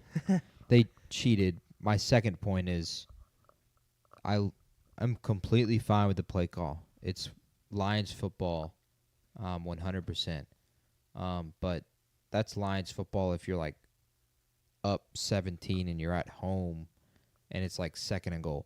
It's 4th and goal at the 1. What is Dan Campbell built on? Grit. We're going to bite your kneecaps off. Just hand the damn ball off to David Montgomery. Sure. Run the tush No, push. Jahmyr Gibbs. Hand it to Jahmyr Gibbs, please. Do something like that. Hand it off. Line up in the shotgun and have Sam Laporta do the motion and take the QB sneak from there. Do something like that. It's 4th and goal from the 1. If you wanted to run that play, they could have ran it when it was 3rd and goal from like the 2. And maybe it would have worked, although they would have cheated and it would not have worked. So that was just like, that concerned me. Like, why are we going for flash over grit and toughness this early in the game? I don't mind the flash later in the game. That's where they've hit a bunch of their trick plays, is when they're up by 7 or more points. You wear them down with the grit, and then you pop them. Yeah. My other thing is, on top of that, and then you think of the things that happened during the game. Brian Branch, with the way he reacted. Yeah. At the end of the game, I should say. He's been suspended one game. Kind of got bullied for the most part in that game. And then lack of focus in big moments. Amon-Ra just, catch the damn ball, bro. And we continue driving and we can score again in this game. Stuff like that, I don't know how that has to be some kind of concern. And then also, you have the Aiden Hutchinson roughing the passer penalty. Brother, he hits Mahomes 3 seconds after he's released the ball, has plenty of time to stop. And for the leader of the team, the vocal leader of the team, the guy who was literally interviewed right before kickoff because he is that much of a part of being the captain of the team, that he's being interviewed right before kickoff over the head coach and the quarterback. Yeah. And you're going to commit a bonehead penalty like that in a primetime game against the Chiefs, who are going to get that call every single time if you hit him 0.1 second after he threw the ball. Stuff like that, that concerns me, because that is going to lose you a playoff game if you continue to do stuff like that. That lack of focus is not what great teams do. And even though I completely trust their offense, and I think their offense was cooking and they just couldn't get a little bit of the mojo back too late, stuff like that concerns me. And then also, this team just feels like kind of a front-runner team, and I'm concerned how good are they actually at outscoring the other team in a shootout. Because the Chiefs got whatever they wanted, and you think of the NFC Championship last year. Yeah. The Commanders punched them in the mouth immediately, and then when they're behind the 8 ball and they have to press, the Lions just aren't that good at pressing. Yeah. And we've already seen 2 years ago in the NFC Championship them pressing later in the game and then choking a 21-point lead. Yeah. So this team just hasn't shown it, at least in the huge moments for the most part. when they are kind of the hunted instead of the hunters, that they can live up to that and win those kind of big games. So that just concerns me for Detroit going forward. Yeah. Seeing those kinds of things, and just thinking on their history of the past 3 years. Does that concern y'all? It does, because I honestly talked about it in the preseason with Jared Goff. It's like Jared Goff is not a quarterback I trust to lead a team on a playoff run. And it wasn't really like he was the problem. On the fourth down pass, Amon-Ra dropped it. It wasn't a bad ball or anything like that. But just in general, when he has to go toe-to-toe with another top quarterback, he's never going to be the guy I trust in that scenario. So it does worry me a little bit in that sense. Yeah. I don't think it worries or concerns me a whole lot. I do think it would take, for them to win a Super Bowl or to go on a run, it would take a couple lucky plays, like the Jared Goff touchdown that got called back. But, stuff like that. They need to cheat and get away with it. Yeah, they need to not cheat, and then the ball bounce your way. You get that. You get an Aiden Hutchinson strip sack. Stuff like that, where I think this team is still very much good enough, and Dan Campbell is still very much a good enough coach that when they're in the playoffs, they can put together a good win and then 2 lucky wins, and then they're in the Super. I don't think they can get the lucky win. I think they can get the dominant win, but I don't think they can get the dominant win 3 times in a row against 3 teams of the same caliber, and that's what concerns me, because I think at best, they only have to play 3 games to win a Super Bowl. They could have to play 4 with the Packers in the division, and if the Packers were to win it. So you are going to have to get 3 games. For me, I think they have to play Lions football, 3 games where they punch first, and they continue punching, and they take the extended lead, and then they're able to run the ball and set up the play action in the second half, and it's a cakewalk for them.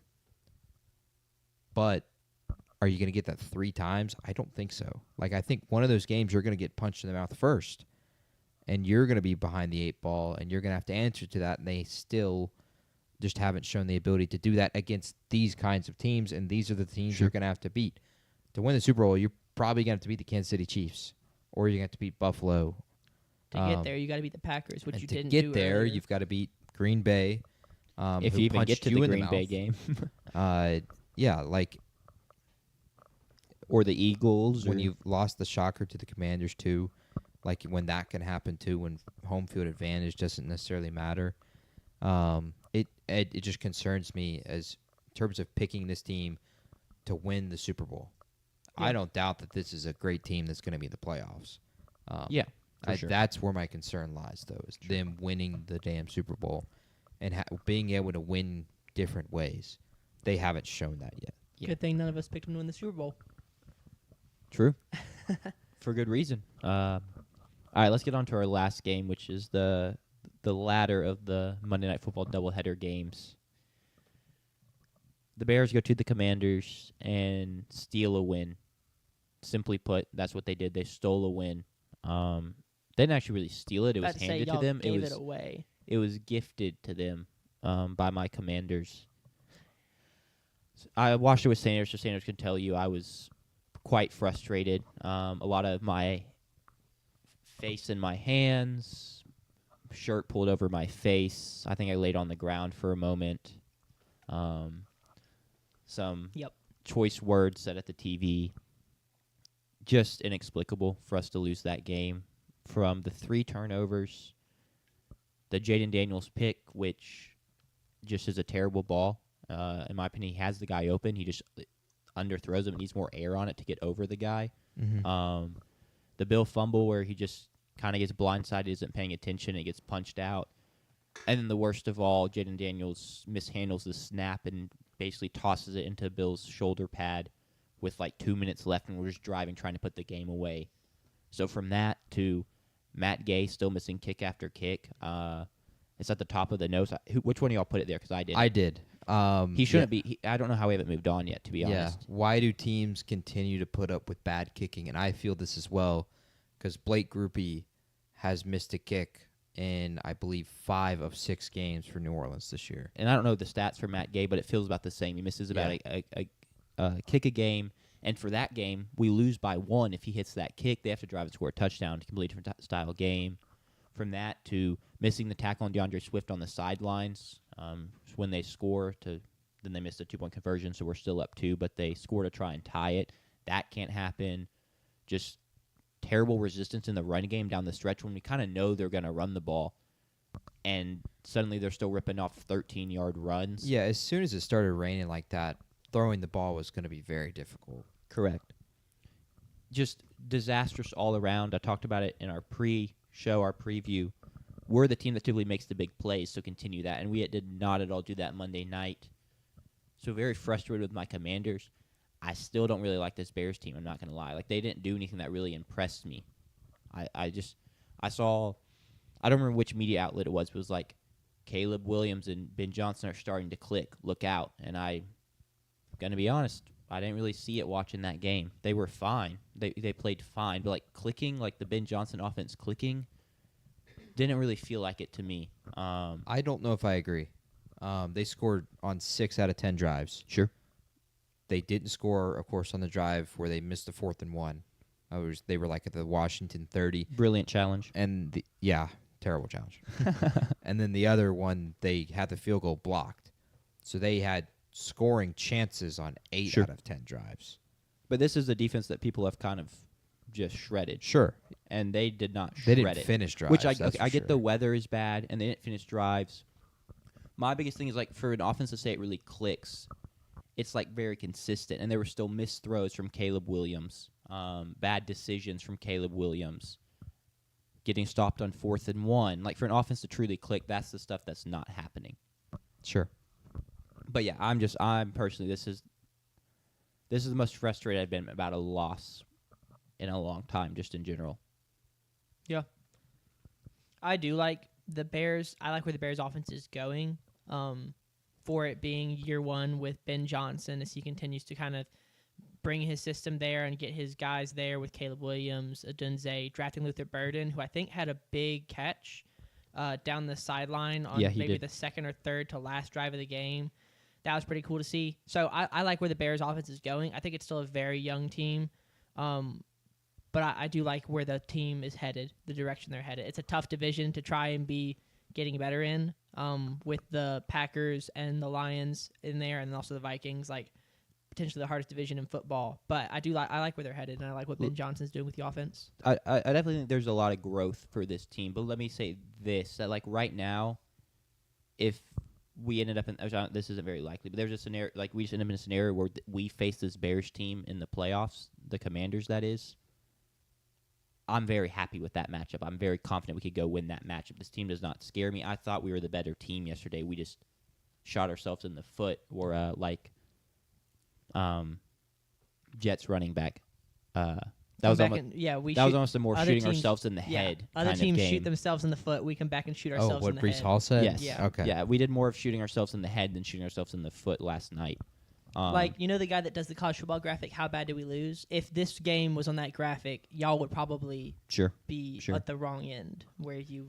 But also, I'm speaking as a fan of this team, and I'm very frustrated and very biased, so I'm not necessarily going to sit here and act like I'm going to give the most objective analysis, because that really is a piss-poor loss. It's a fucking disgusting loss to take last night. Like, holy shit, man. I cannot believe that. And then Jaden Daniels just like, yeah, I got to focus more when he's in the press conference. And it's like, what do you mean you got to focus? Just catch the snap, brother. It's not. What do you mean you just lost focus in a 2-point game with 2 minutes left? Like, that being said, I'd much rather have Jaden Daniels than Caleb Williams. So. Yeah. I texted real quick. Sorry, Sure. I'm talking a ton. I texted Morton last night. I was It's your like, team. we're gonna lose the division by 1 game, and this is gonna be the game that cost us the division. That was exactly where I was going.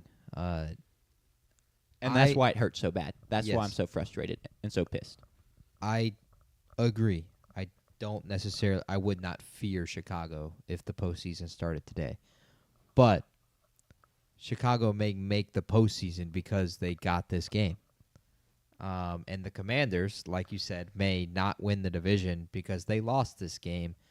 And that was, I think, that was obviously the biggest storyline from last year's game, how that swung the team's seasons.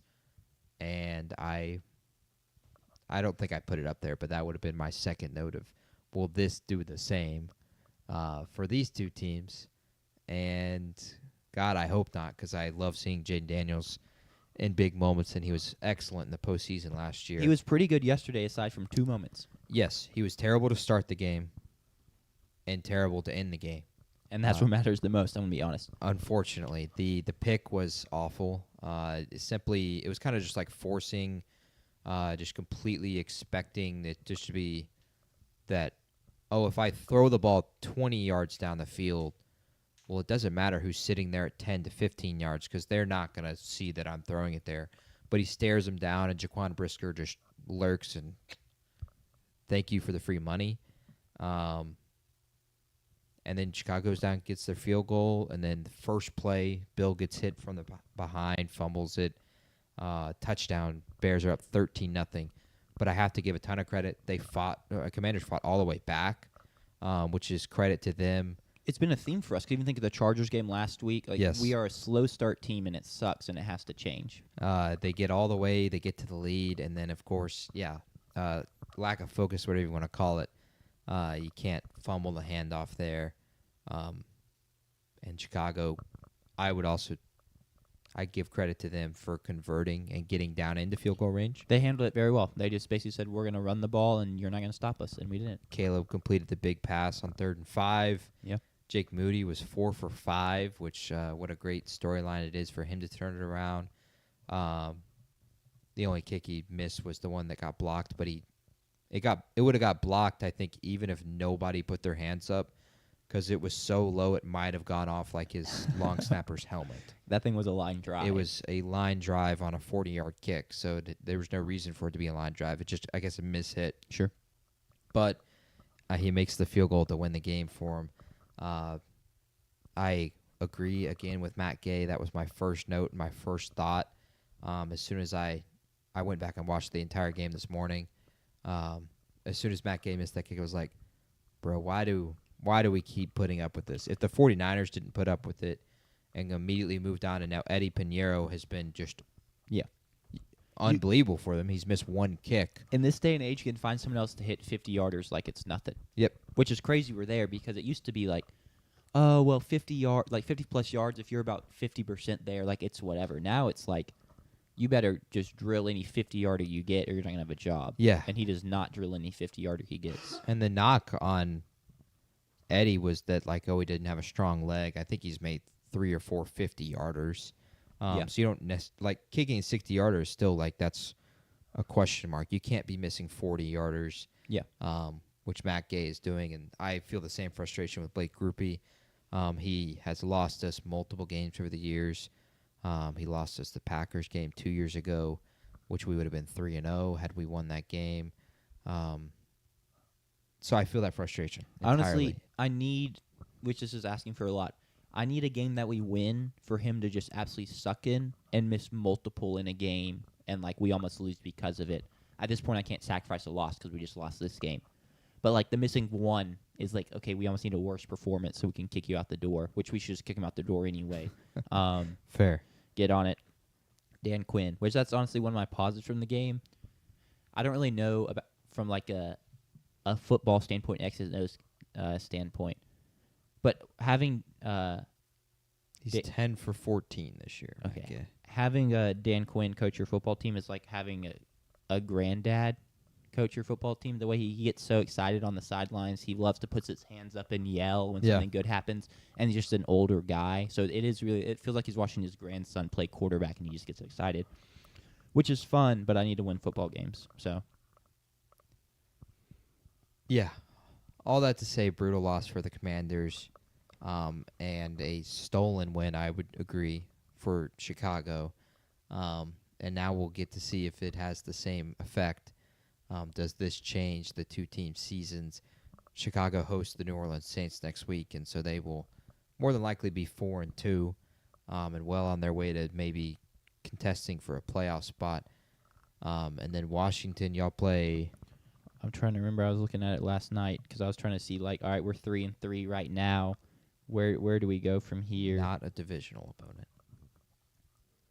I know that. Schedule. Hold on real quick. You go to the Cowboys, Oh, yeah, well, A a must win. divisional opponent. A must Yeah. win.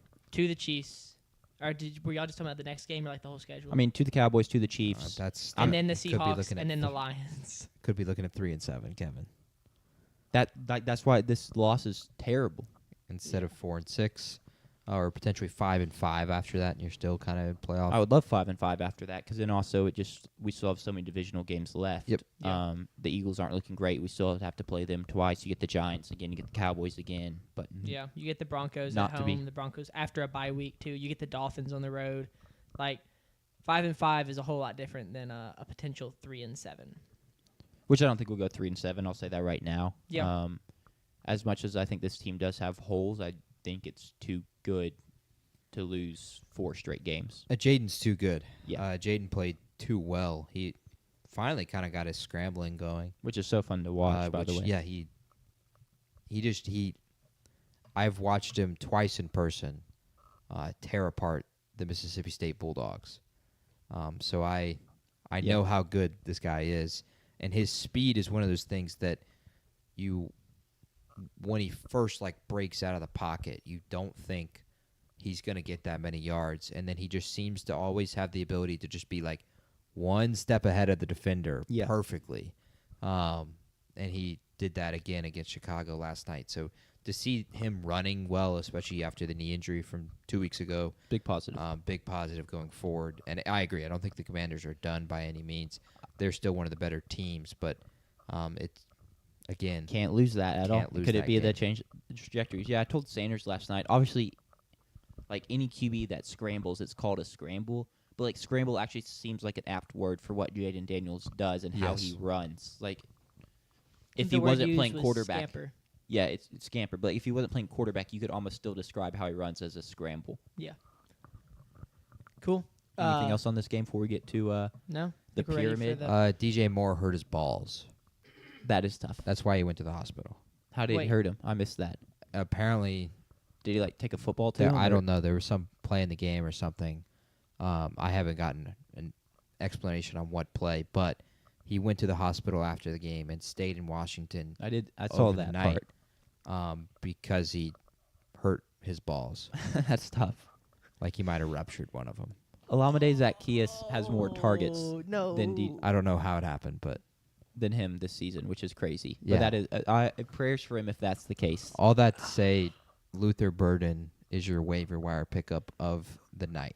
Sure. Since waivers process in about 4 hours. Cool. All right. Well, let's get to the That just pyramid, ruined my night. but we actually have to make a stop before the pyramid. Yeah. Yes, we do. JP, would you like to take us on our pre-pyramid stop? In the theme of October, which this will continue all season long, so it won't be in the theme of October very soon. We unfortunately lost the brave souls of a franchise from New York. That I don't want to make that joke, so I won't. But I am thinking of a terrible joke. You might have already thought of what I'm maybe thinking there of. with you. Yeah, or let's just keep rolling. But the first one is down, and that is the New York Jets. They are the first tombstone. yeah. And the first team to join the graveyard. They were on Graveyard Watch last week, and then they decided to have, I believe it was 88 yards of total offense against the Denver Broncos. There's They- no way. 1st and 10 from the 47-yard line. They decided to throw the ball 3 times, got sacked twice, and were out of field goal range. Dude, it wasn't 88. Be nice. It was 82. Okay. They if you count some people like to count sacks as negative passing yards. If you do that, they had -10 net Yeah. passing yards. Aaron Glenn, for whatever reason, decides to not hand the ball off 3 times when they could have gotten to field goal range down 2. Instead, they get sacked twice and Yeah, they're dead. They're 0-6. To be fair to Aaron Glenn, like if there's one thing you can trust Justin Fields not to do, it's to not take a sack and Yeah, absolutely. not take negative yards, especially at that point in the game. Garrett Wilson is hurt. He's going to have an MRI. He's probably going to miss 3 weeks, give or take. Justin Fields is not the answer. He may not even be the bridge quarterback going forward. And now this team is 0-6, and they'll look towards the draft to potentially pick up their quarterback of the future, which I hope they do pick one because Justin Fields is not the answer. But they are the first team to die this year and be officially removed from pyramid contention, and even worse, being removed from the teams left off tier. Yeah, which was already one of the hardest parts of the segment, is talking about how bad these teams are, and we'll get to now the teams that are left off. Rest in peace to the Jets. And the Jets are no longer there, but the Dolphins and Titans remain. Titans are on graveyard watch. They fired Brian Callahan, so maybe everything turns around, but Cam Ward has not been good. He's turning the ball over, which partially he has to force a ton of throws, but at the same time he's having bad turnovers. Thankfully, though, they fired Brian Callahan about 4 weeks too late. And the Titans sit here. They'll be on graveyard watch. They're on graveyard watch. They lose this weekend, which they play this weekend, hosting the Patriots in a rematch of an instant classic from last year with Drake May and his first professional start in Tennessee. I may have that wrong. I think it was his first professional start, though. And he had the big scramble play for the win, if anyone remembers that. Titans are on graveyard watch. Dolphins are not on graveyard watch, but they're pretty darn close. If they lose this week, they'll probably be on it next week. They're not even on graveyard watch yet? I'm not putting them on graveyard watch because they have 2 wins, if I'm not mistaken. And they were right there in a game with the Chargers. The Tua comments are They've got 1 win. 1 win. The Tua comments are super concerning, but I'm going to give them credit for being right there with the Chargers in a game they really shouldn't have been in, but they were there. And so they're not on graveyard watch yet. The Browns drop to 1-5. Cleveland is bad. Dylan Gabriel is terrible. I don't know if you guys have been seeing the dude that posts worst throws of the week. Yep. And then he just posts 7 throws from the same guy I in the saw same the game. John Mateer one today. Yeah, Dylan Gabriel had his for this week. It's not good. And he had 52 throws to pick from. Gabriel threw it 52 times against Pittsburgh. Nice. This weekend. They dropped, but they're not on graveyard watch. I may not put them on graveyard watch because I'm a Shedeur Sanders guy, and so I'd like to see that experiment play out, which hopefully we're getting closer to with how bad Gabriel was this weekend. Well, I figure they may want to give Bailey Zappi some run first before Shedeur. Goodness gracious. No, thank you. Let's get to Tier 7, starting with the Bengals. The Joe Flacco experiment is here, and honestly, I think it's going to work, and it might work. It's definitely going to work better than Jake Browning, but I think it might work. I actually watched the game. I don't know if y'all saw, outside of any just clips from Red Zone. I had it on, but I had 4 games going, so I think it's going to work. Like, he struggled in the first half. Of course, they struggled to put up points in the first half going scoreless, but he was 29 for 45, 219. He had 2 touchdowns, and he didn't throw a pick against Green Bay, which was the most surprising part. I kind of felt like him to throw a pick would have been probably a pretty popular prop bet. This team still can't run the ball, but I'm going to go ahead and tell you right now they win on Thursday night. Who do they play? The Pittsburgh Steelers in Pittsburgh. That's crazy. All right. He also only got sacked once, which against that defensive line with that offensive line and his mobility, that's kind of crazy. Yes. I'm sure you don't. Do you have his time to throw? Does your NFL Pro have that? I'd have to pull it up. Okay. Because I'd be really interested to see if that's a part of why he was only finished the night with 1 sack. Was he going quick release? Because that's something that quarterbacks do a lot. Ben Roethlisberger, I think, was kind of a quick throw merchant in his later years. 2.6 seconds. That's pretty fast. It's kind of on average. Okay. Yeah. Okay. Nothing extreme either way. But I think they win on Thursday, and partially because Thursday Night Football is not real football. And I True. just don't think the Steelers will be ready, and that just feels like a letdown spot. after a big win coming off the bye week. I think Cincinnati kind of shocks the world. That's also why the spread is only 5.5 points on Thursday. I think anything's possible. Bengals, I think, become the next team to upset someone on Thursday Night Football. And then Kirk Herbstreit talks about how good Thursday Night Football is. But we all know Thursday Night Football is not real football. Yeah. Completely agree. I saw somewhere Joe Flacco, I think, tied the record for most different touchdown receivers. Yeah, that's cool. Because this is his, fourth team, Colts, obviously Ravens, The Jets, and the Browns. He was in the Jets. And he was also a Bronco. Yeah, so he's been all over the place, had a lot of different guys to throw to. So I think he tied Brady for most different receivers to catch a touchdown. That's awesome. Hopefully he gets T. Higgins the ball on Thursday. I would like that. The Ravens drop all the way to the bottom of the tier. They're going into the bye week, and Lamar will return, so maybe everything will be fine. But they're 1-5, Clive. Second and goal from the 1 yard line against the Rams. Tush push. No good. Tush push. No good. Derrick Henry handoff. Couldn't score. The Baltimore Ravens couldn't score from the 1 yard line with Derrick Henry. Derrick Henry actually got the ball and played fine. They're going to start Tyler Huntley going forward if Lamar, for some reason, doesn't return post-bye week. But I think Lamar will. The problem is they probably got to win 9 of their next 11 games to comfortably make the postseason, which that would put them at 10-7. Like 9-8, even is hard winning 8 out of 11. So this team has got a lot of work to do, and they were a bad team with Lamar and lost to good teams with Lamar as well. So it's out there in front of them. Maybe this team is not good whatsoever, and they deserve to be in the bottom tier.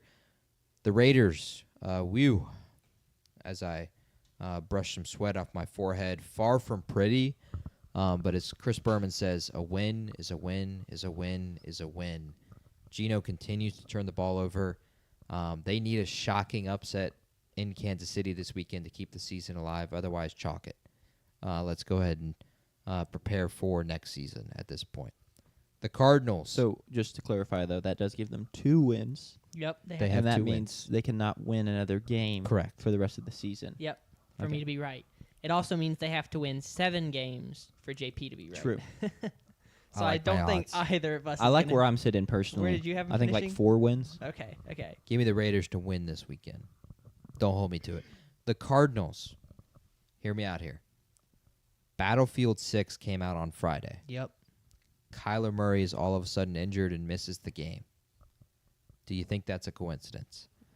I'm going to go with no. Credit to this team for fighting. Jacoby Brissett was actually really good in this game, and they had the ball with a chance to win it, but they have now lost 4 games in a row by 4 points or less. Brutal. Started 2-0. They're 2-4. Just Falcons of the West. What more can you say? As I say it for a 4th week in a row. For the Saints, they stay on the tiers because the tier has to be full, and I just think they're better than the other 3 teams. But it's time to tank. Rattler was good again, but the receivers are not helping him. Let's trade Chris Olave, Pete Warner, and let's tank at 1-5. I'm ready for Lenore Sellers talk, and maybe Fernando Mendoza. He's kind of blossoming in front of my eyes. The Giants moved from the team left off to tier 7. I wanted to move them higher, but they're 2-4 and they just lost to New Orleans, so I don't think I can. It's a huge win, but like I also said, I almost mark it up as a sign of Thursday Night Football isn't real football. The quarterback and running back duo is fun, and if it wasn't Jackson Dart, this would be one of my favorite duos in the league. But they're not going to last with how they're playing. Jackson Dart, I hope he gets fined because he should be. Yeah, that dive he took diving was with his head insane. first. That's targeting. I'm sorry, I don't know what else to tell you. It was really funny, though. Yeah. We're not stupid enough to think that I'm not targeting is not an NFL rule. We all know that, but that was absurd. That was just the NFL. They have their I guess their equivalent is unnecessary roughness or personal foul. I don't know. I expect that the NFL would do something about that because You know the clip of like that recirculates from like 4 or 5 years ago, like the classic targeting where the safety comes over and just like dolphin dives into the dude. That's what Jackson Dart looked like. He literally just like lunged forward. It was kind of hilarious. It was pretty funny to see. And I do agree that like as State fans, I'm also struggling with the Scatterboo and Dart are fun. Like They are. and I hate that because I don't want to cheer for an Ole Miss guy.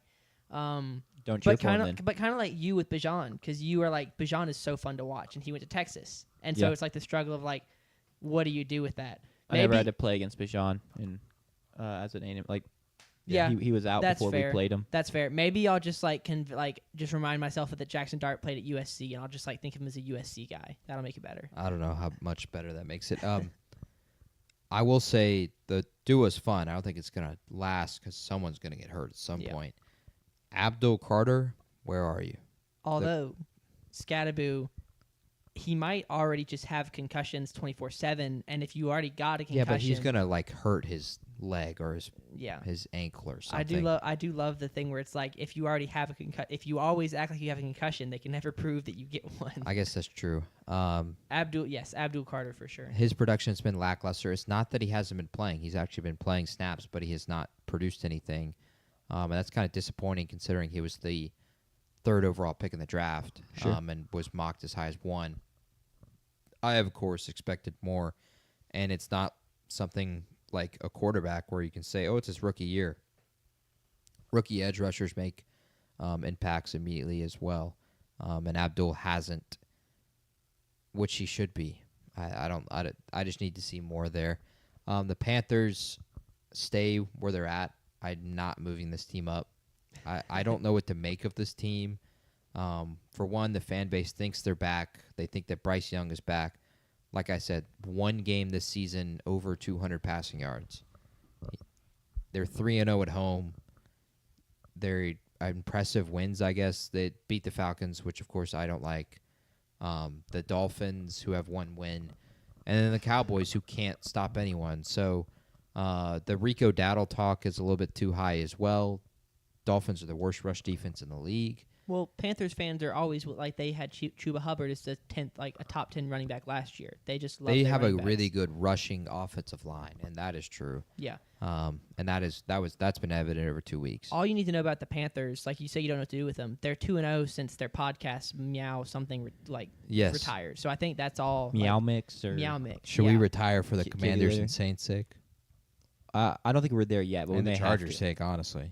We're 4-2. I will say they retire to spend time with their families. That is true. And Yeah, we're not I'm there single, yet. Yeah. ready to mingle. So I'm You heard it here. Getting close. You heard it here first, folks. breaking note. Slide Maybe in into, a slide decade. into the DMs Yeah, for Sanders. Yeah, y'all slide into my DMs, please. All right, I I'm prefer to moving not have on. this on my segment, but let's continue. Tier 6, the Steelers. This team has a clear identity now, and you have to feel good about that if you're a Steelers fan. Their identity is, all right, defense, hold them under 20 points, and all right, offense, score more than 20. That's a winning formula. So that's a positive sign. I don't think people expected it to work this swimmingly to start the season. I don't think Jacob would have expected this to be 4-1 to start the year with Aaron Rodgers playing how he is. But they are going to stay at tier 6 because I think they're losing. This is a predictive ranking of the Steelers. I think they're losing on Thursday. The Patriots, I'm going to keep them where they are, but we can start talking. The problem is we're talking too much already. You know what Patriots fans think Drake May is? The MVP of the damn league. Slow down. Slow down. We're weeks removed where they turn the ball over multiple times. But this team is a playoff team, and so don't be afraid to give me my flowers for that. I did have them in the postseason. Also had the Raiders in the postseason, but don't hold me to that. The Texans, bye week, so nothing new happened. My question, like I talked about last week, can they keep the momentum going? Because I felt like their bye week was at a terrible time where they started 0-3, picked up 2 big wins, and then they walk into the bye week and they're like, man, I wish we could keep playing. They're going to have to see if they can continue the momentum, especially offensively. The Vikings also on the bye week. My question going to this week, who's going to start? And they got a critical 4 weeks. of the Eagles, Chargers, Lions, Ravens. So a 3-2 football team needs to figure out who they're starting for 4 critical games against teams that are going to be, 1, hungry, the Eagles coming off the loss to the Giants, 2, good, Chargers and Lions, and then also hungry in the Ravens, who at that point are going to be fighting, trying to make the postseason. The 49ers, again, this is just insane at this point. CMC, like I said earlier, is running out of guys to sacrifice to continue keeping him healthy. It's a complete shame for Kyle Shanahan and Robert Saleh because they're coaching their butts off, but this team is falling apart. Fred Warner gone, Nick Bosa gone. George Kittle's back, but that also means George Kittle is back on the chopping block to potentially be sacrificed again this Ayuk's weekend. still out. Ayuk, once he returns, he could be sacrificed as well. Is Pearsall out? Yes, he's been hurt. He's missed the last 2 weeks. The Cowboys, Dak needs help. Like, what a waste of a season. Honestly, what a waste of Dak Prescott. This team is going to be in every game they play this season, so they've got a chance, but frustration as a Mississippi State Bulldog fan and a Dak Prescott guy. Tier 5. The Washington Commanders stay where they're at, thankfully. But yikes, what a choke. Defense bended but didn't break, so positive there. Forcing all those field goals for Chicago. It could have honestly been a little bit uglier.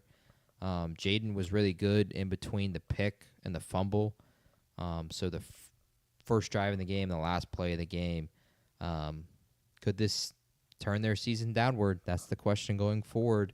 And Chicago moves up to the tier with them with, wow, what a win. The offense kind of just kept scoring points. 6 out of 10 drives, they scored points. And like I said, the two of the 4 that they didn't score, 4th and 1 from the Washington 30, and a missed field goal that was blocked. They got to finish drives and scored 6s instead of 3s, but the offense was able to score a fair amount of points. And when you continue scoring points, it's just positive momentum as you lead the field instead of turning the ball over like they kind of had been in big games. The Chargers, box score-wise, how were the Dolphins in this game? If you go look at the box score, like the Chargers should have won this game going away. They were outrushed. The Chargers outrushed and outpassed Miami. They won the turnover battle by 2, won the time of possession by like 13 minutes, and yet still had to get down the field and hit Ladd McConkey late just to have a field goal to win the game. So I don't know how they let the Dolphins even in this game. It was really surprising going back and looking at the box score. They stay where they're at. The Rams stay where they're at as well. I wanted to move them up, but Puka, the injury is going to hurt them so much. It's a great bounce-back win. I think like if they can upset Jacksonville and London this weekend, the Puka injury may not matter because they have the Saints and the 49ers, the 2 games after that. So they could get to 7-2 with Puka out all 3 weeks. So a big game in London this weekend, which as we've seen in London, anything can happen. For the Falcons, I've moved them up. It's a good win. The defense was unreal all night. They got their playmakers the ball. Drake London is the only wide receiver to catch a pass for the Falcons.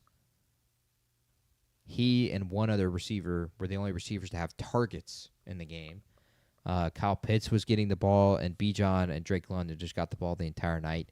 It's kind of a shame for Buffalo to not stop that. But this was a classic Falcons surprise showing, which I expected to collapse. Instead, it was a surprise showing.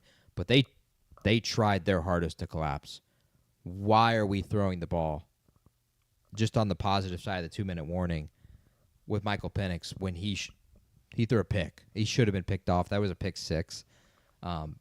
They tried to choke that. That was hilarious to see. Why are we not running the ball, Raheem? And then also the crowd has to be better. That stadium is too damn nice, and the owner is too well thought of for that to be a 35 crowd on Monday Night Football. It's a damn shame. Tier 4. The Indianapolis Colts stay where they're at. A nice win over Arizona. The offense has just been unbelievable with Shane Steichen. The ground threat of JT. Jones throwing it confidently, and then him being able to use his legs. Tyler Warren, just isn't being talked about enough, but they are using him in so many different ways, as he was used at Penn State, and he's been incredible. The receivers are playing well. Michael Pittman, Alec Pierce. That's just a really tough offense to stop. They kind of feel like the Lions in that case, where they're kind of just an offense that has a ton of weapons, and if they're rolling, they're just impossible to stop and keep scoring with. But if they're not rolling, they probably lose. They got a big game this weekend against a team that I will name here in just a few seconds. Who all have the Colts They are beat? at Los Angeles and playing the Chargers this weekend. Okay. Colts to date have beat the Dolphins, Broncos, Titans, Rams, Raiders, Cardinals. They lost to the Rams. So they've beat the Broncos and then Not good teams. The Not Broncos good team. is their best But one. I don't think you can deny the amount of points they're scoring. Absolutely. I'm not trying to take anything Yeah. away from them. I'm just trying to create a little context for a 5-1 record where potentially their toughest or the Rams has been their toughest challenge, but now they've got a chance to go and beat the best team they will have beat. Yeah, they're 1-1 against teams with a winning record. So 500 team against good teams so far. They'll have the Chargers this weekend. The Jaguars stay where they're at. It was a classic letdown spot after a big-time win, and Seattle just crushed them, literally crushed them. 7 sacks. Lawrence, he ran so well last week. That was a big part of the win. 3 rushes for 9 yards. So for me, all good. They got crushed by Seattle, and I'm really high in Seattle, so I'm not surprised.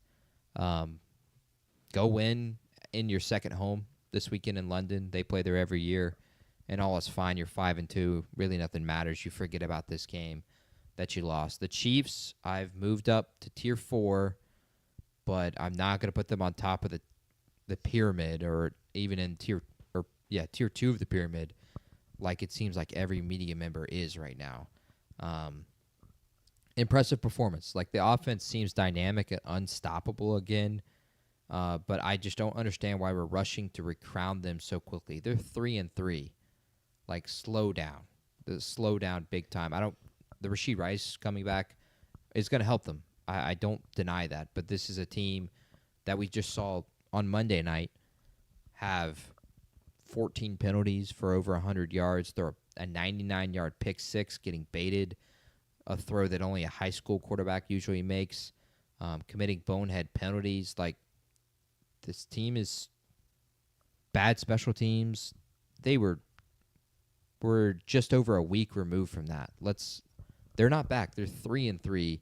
Let them keep winning games before we go ahead and crown them again. The Broncos stay where they're at. Forward passes did not exist in this game. They honestly should have lost, but they didn't. And good teams win games they shouldn't, a la the Chicago Bears. Not a good team, though. That doesn't apply to them. Agreed. Holy defense, 9 sacks in the game, and I'm just not going to overreact to the lack of offense for that week. I'm just going to call it a one-off, hopefully, for the Broncos' sake. It was in at least. London. Is London approaching Thursday Night Football territory of not real football? No, I think that's real football. Okay. They've done a lot better job this year. Teams are practicing over there a ton more, and I think that's helping. I just think that was just a bad NFL game that the Jets were in, so it was never going to look pretty anyway. Sure. Tier 3.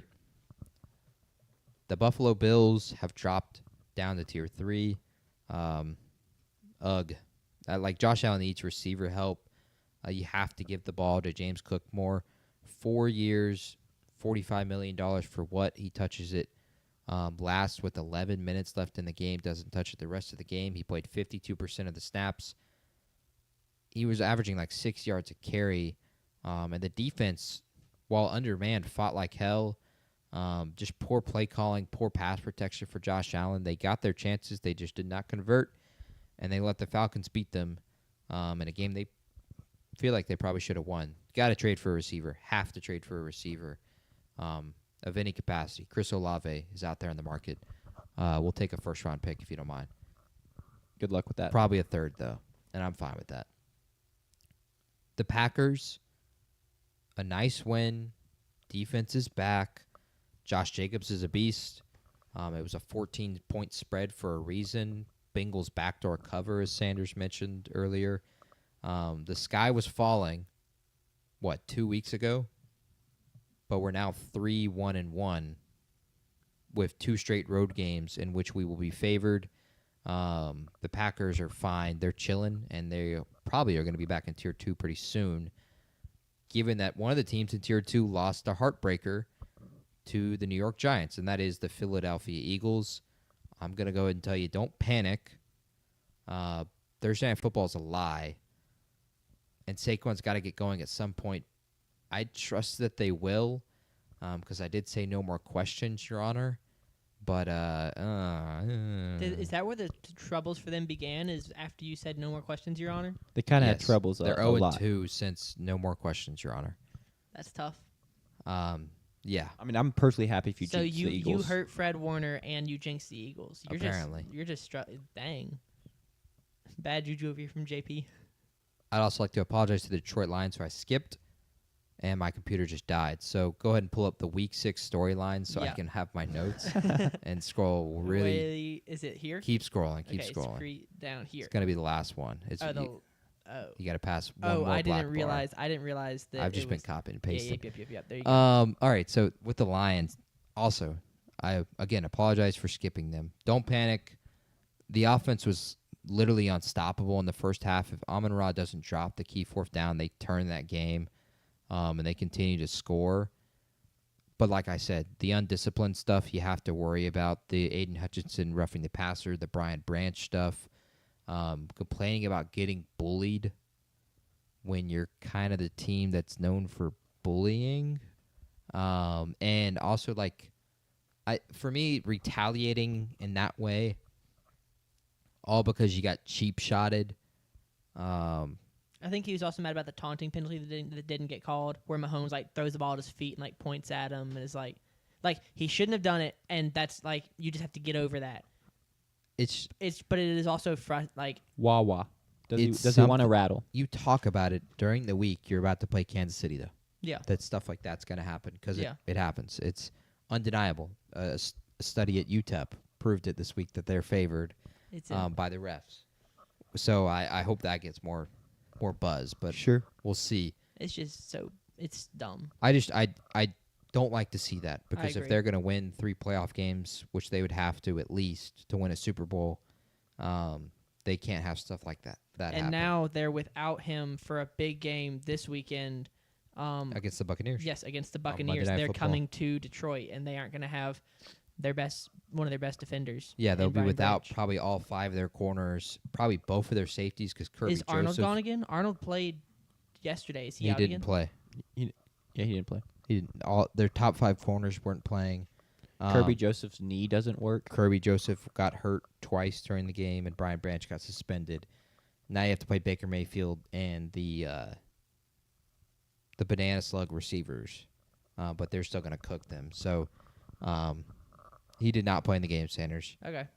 Okay, never mind. I thought I saw someone play, but it was not him.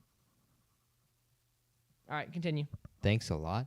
Oh, sorry. For jinxing the Eagles. Yeah. Oh, okay, I see. Yeah.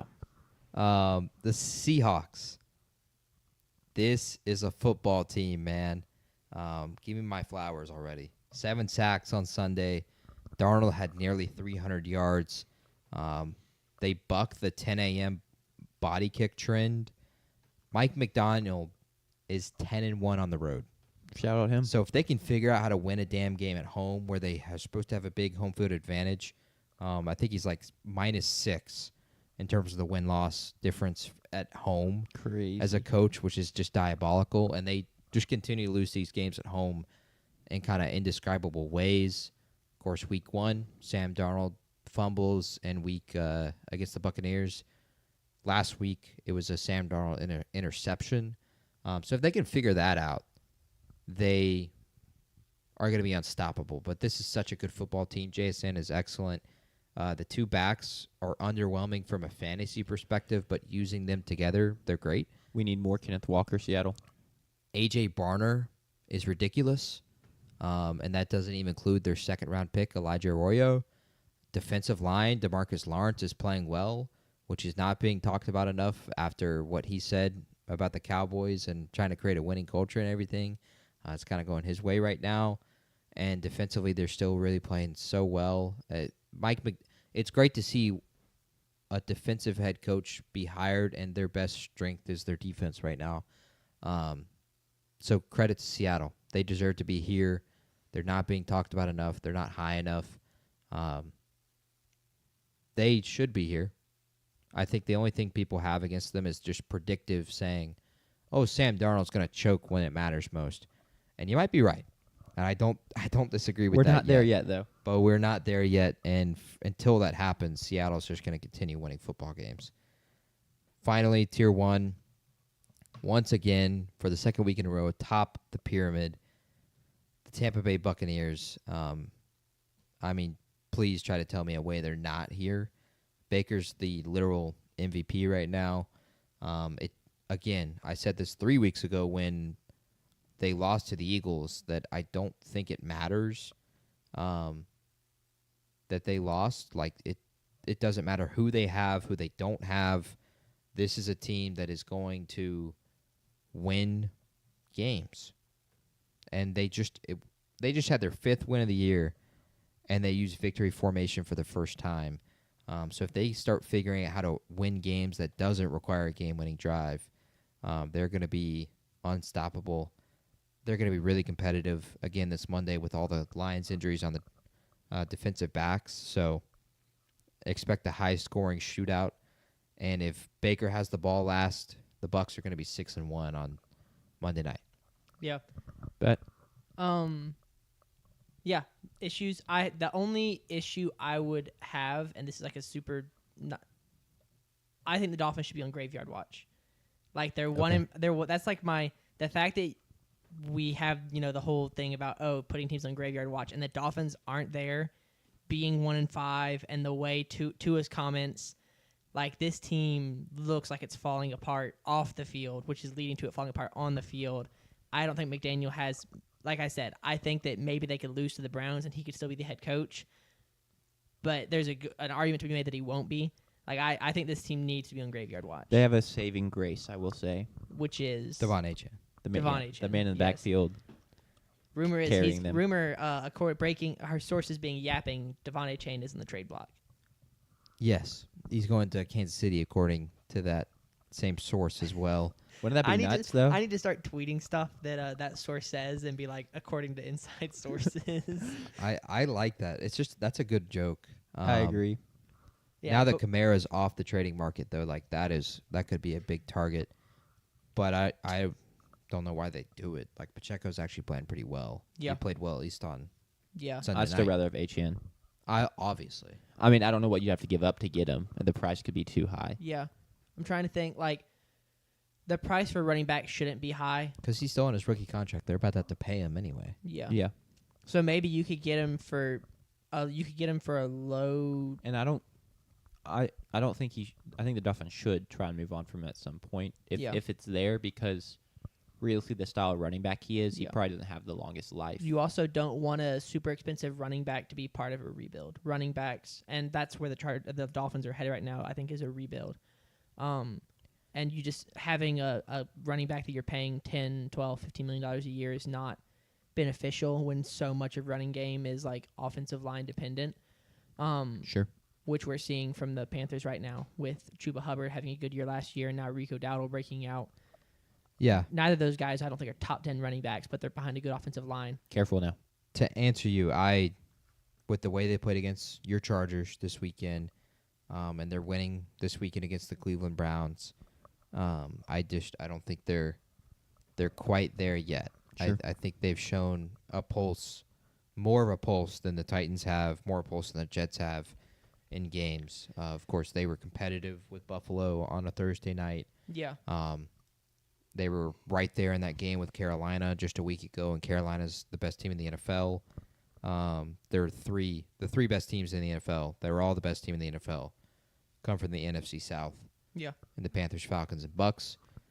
I don't think they're at the same level that the Titans and Jets are. I think they're right just a step above. See, okay, that's And so they're not interesting. on watch yet. I would have them below the Titans right now, but that's in part because the Titans have a rookie quarterback, and so you just don't. I don't particularly care how bad they look because it's Titans like fired their coach. right. Dolphins haven't. They needed to fire their coach. Doesn't Because- help you though. Long That time. helps you long term, and having a rookie quarterback can help you long term. Yeah, This is this year's pyramid. yeah, that's fair. Maybe the Chargers, depending on what you want, we should trade for Achan. You know, now that Hampton is hurt and Najee's hurt. I mean, I'm not a Dolphins fan, so I don't really know what we should want. Yeah, But I wouldn't. I mean, get Hey, you're the Achan Dolphins fan. get Achan out after of there. all. That is I'm- true, actually. I should have my water bottle on set. Yeah. yeah. I think that I don't know. I think that could work because Najee's gone for the season. I guess it depends on what You won't do that, I don't think, No, probably not. because you have Hampton. He'll be. I mean, you know, he's hurt for a long time this season, but he'll be back. You're not going to invest in. But that's the thing is it would be it'd be a 1 year flyer. You'd bring him in and then you have the 1-2. It'd be a win now move. You'd it'd have be- you- Achan for next year too. But even that's not a terrible thing because I think Najee's contract might have only been a year. I just don't know if you're going to trade. Did y'all pick up? No, he was a second round pick, Yeah. so he wouldn't be a 5th year option, I don't think you'd trade. or he wasn't a first round pick. I don't know. Where I he was don't a drafted. third round pick or whatever it would take. I don't think you go third, but you're not gonna. But also, the Dolphins can't expect a whole lot when you're trading for a guy who's almost out of his contract. So like it's a Yeah, it's running not back. an expiring though. I think you could get a third for Achan. Maybe I don't know. Maybe I'm overrating Achan, but he's legitimately a fantastic running back. No, I agree. Great fantasy player. He is a great fantasy player. I just don't think. I mean, he was drafted in the. He's a great player. I'll remove the fantasy stuff too. He is. Yeah, he's a great player. He's a fine player. All right, whatever. He's he's trying to backpack that team. yeah, for real. Fair. Yeah. That's the Pucylowski pyramid. Any problems, Jack? I don't have any major problems, so we don't have to go back. Heard. Cool. Last thing Thursday? we got to figure out what games we're doing Thursday. Yeah, Thursday. I sent a text. Y'all can pull it up. Those are the big games I saw. Maybe you want to add one. We have to decide which ones we are going to do out of those options or other games that y'all want to throw out. I'll go ahead and read off the games that I texted y'all about just so the fans know. We've got the state game at Florida, which we will do 100%. Other options I threw out, Georgia Tech at Duke. Duke is currently favored in that game. It's a home game. Washington at Michigan. That's kind of a battle of like the tier 2 Big Ten teams. The winner, like if you want an at-large spot in the playoff, if you want to go 10-2, you got to win this game.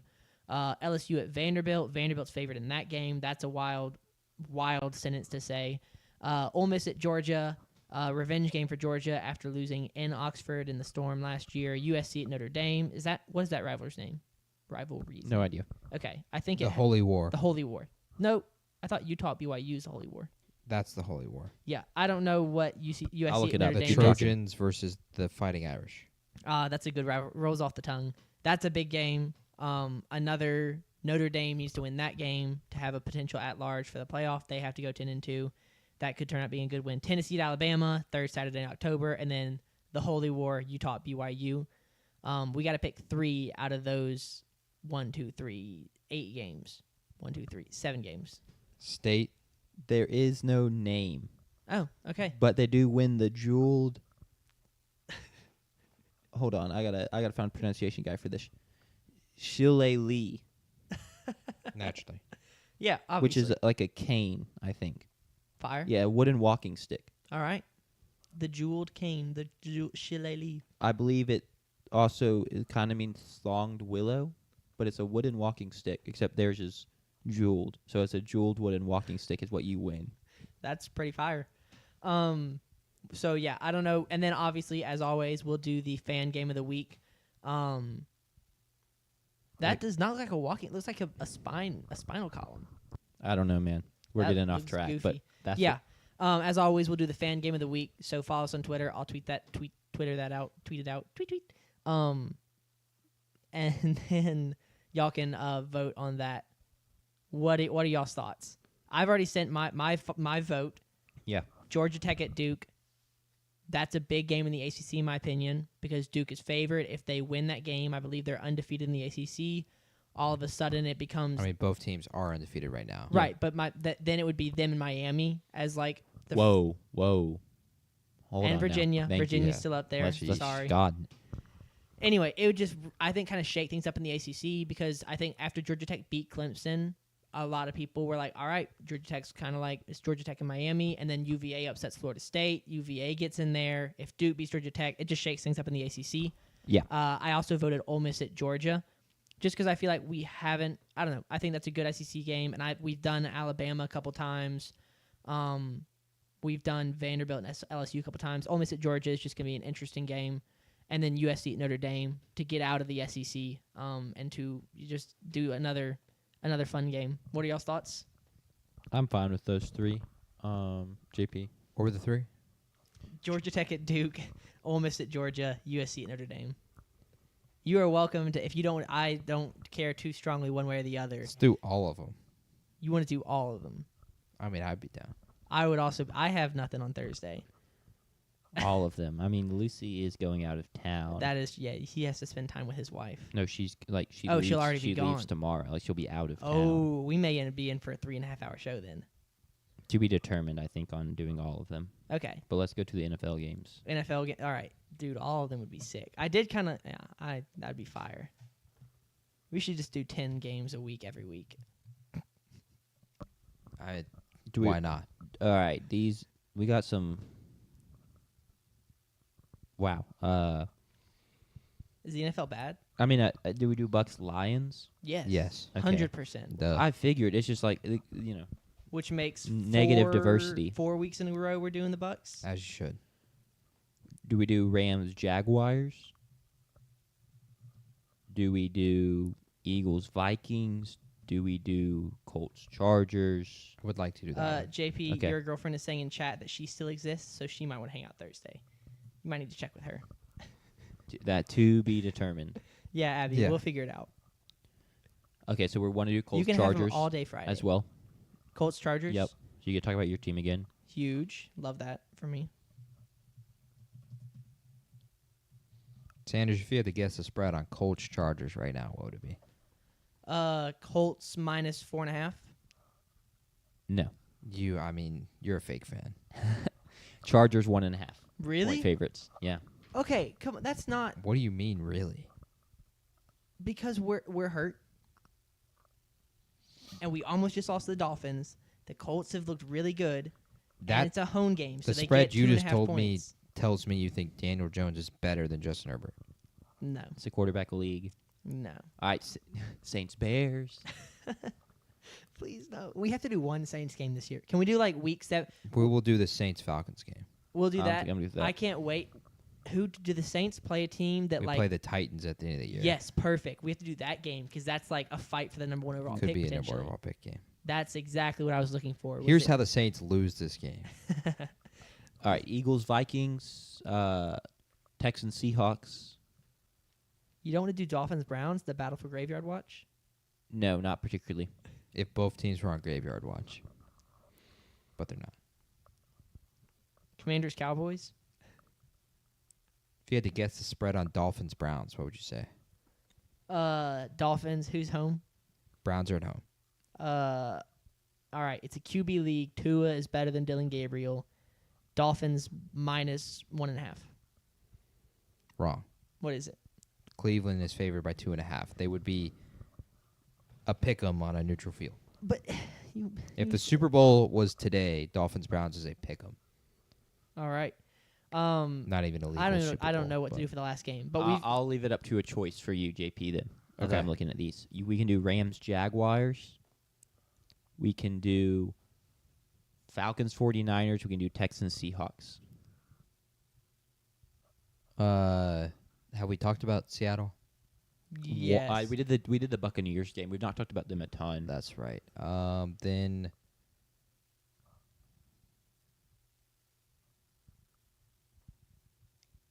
let's do Texans Seattle. Okay. Fine with me.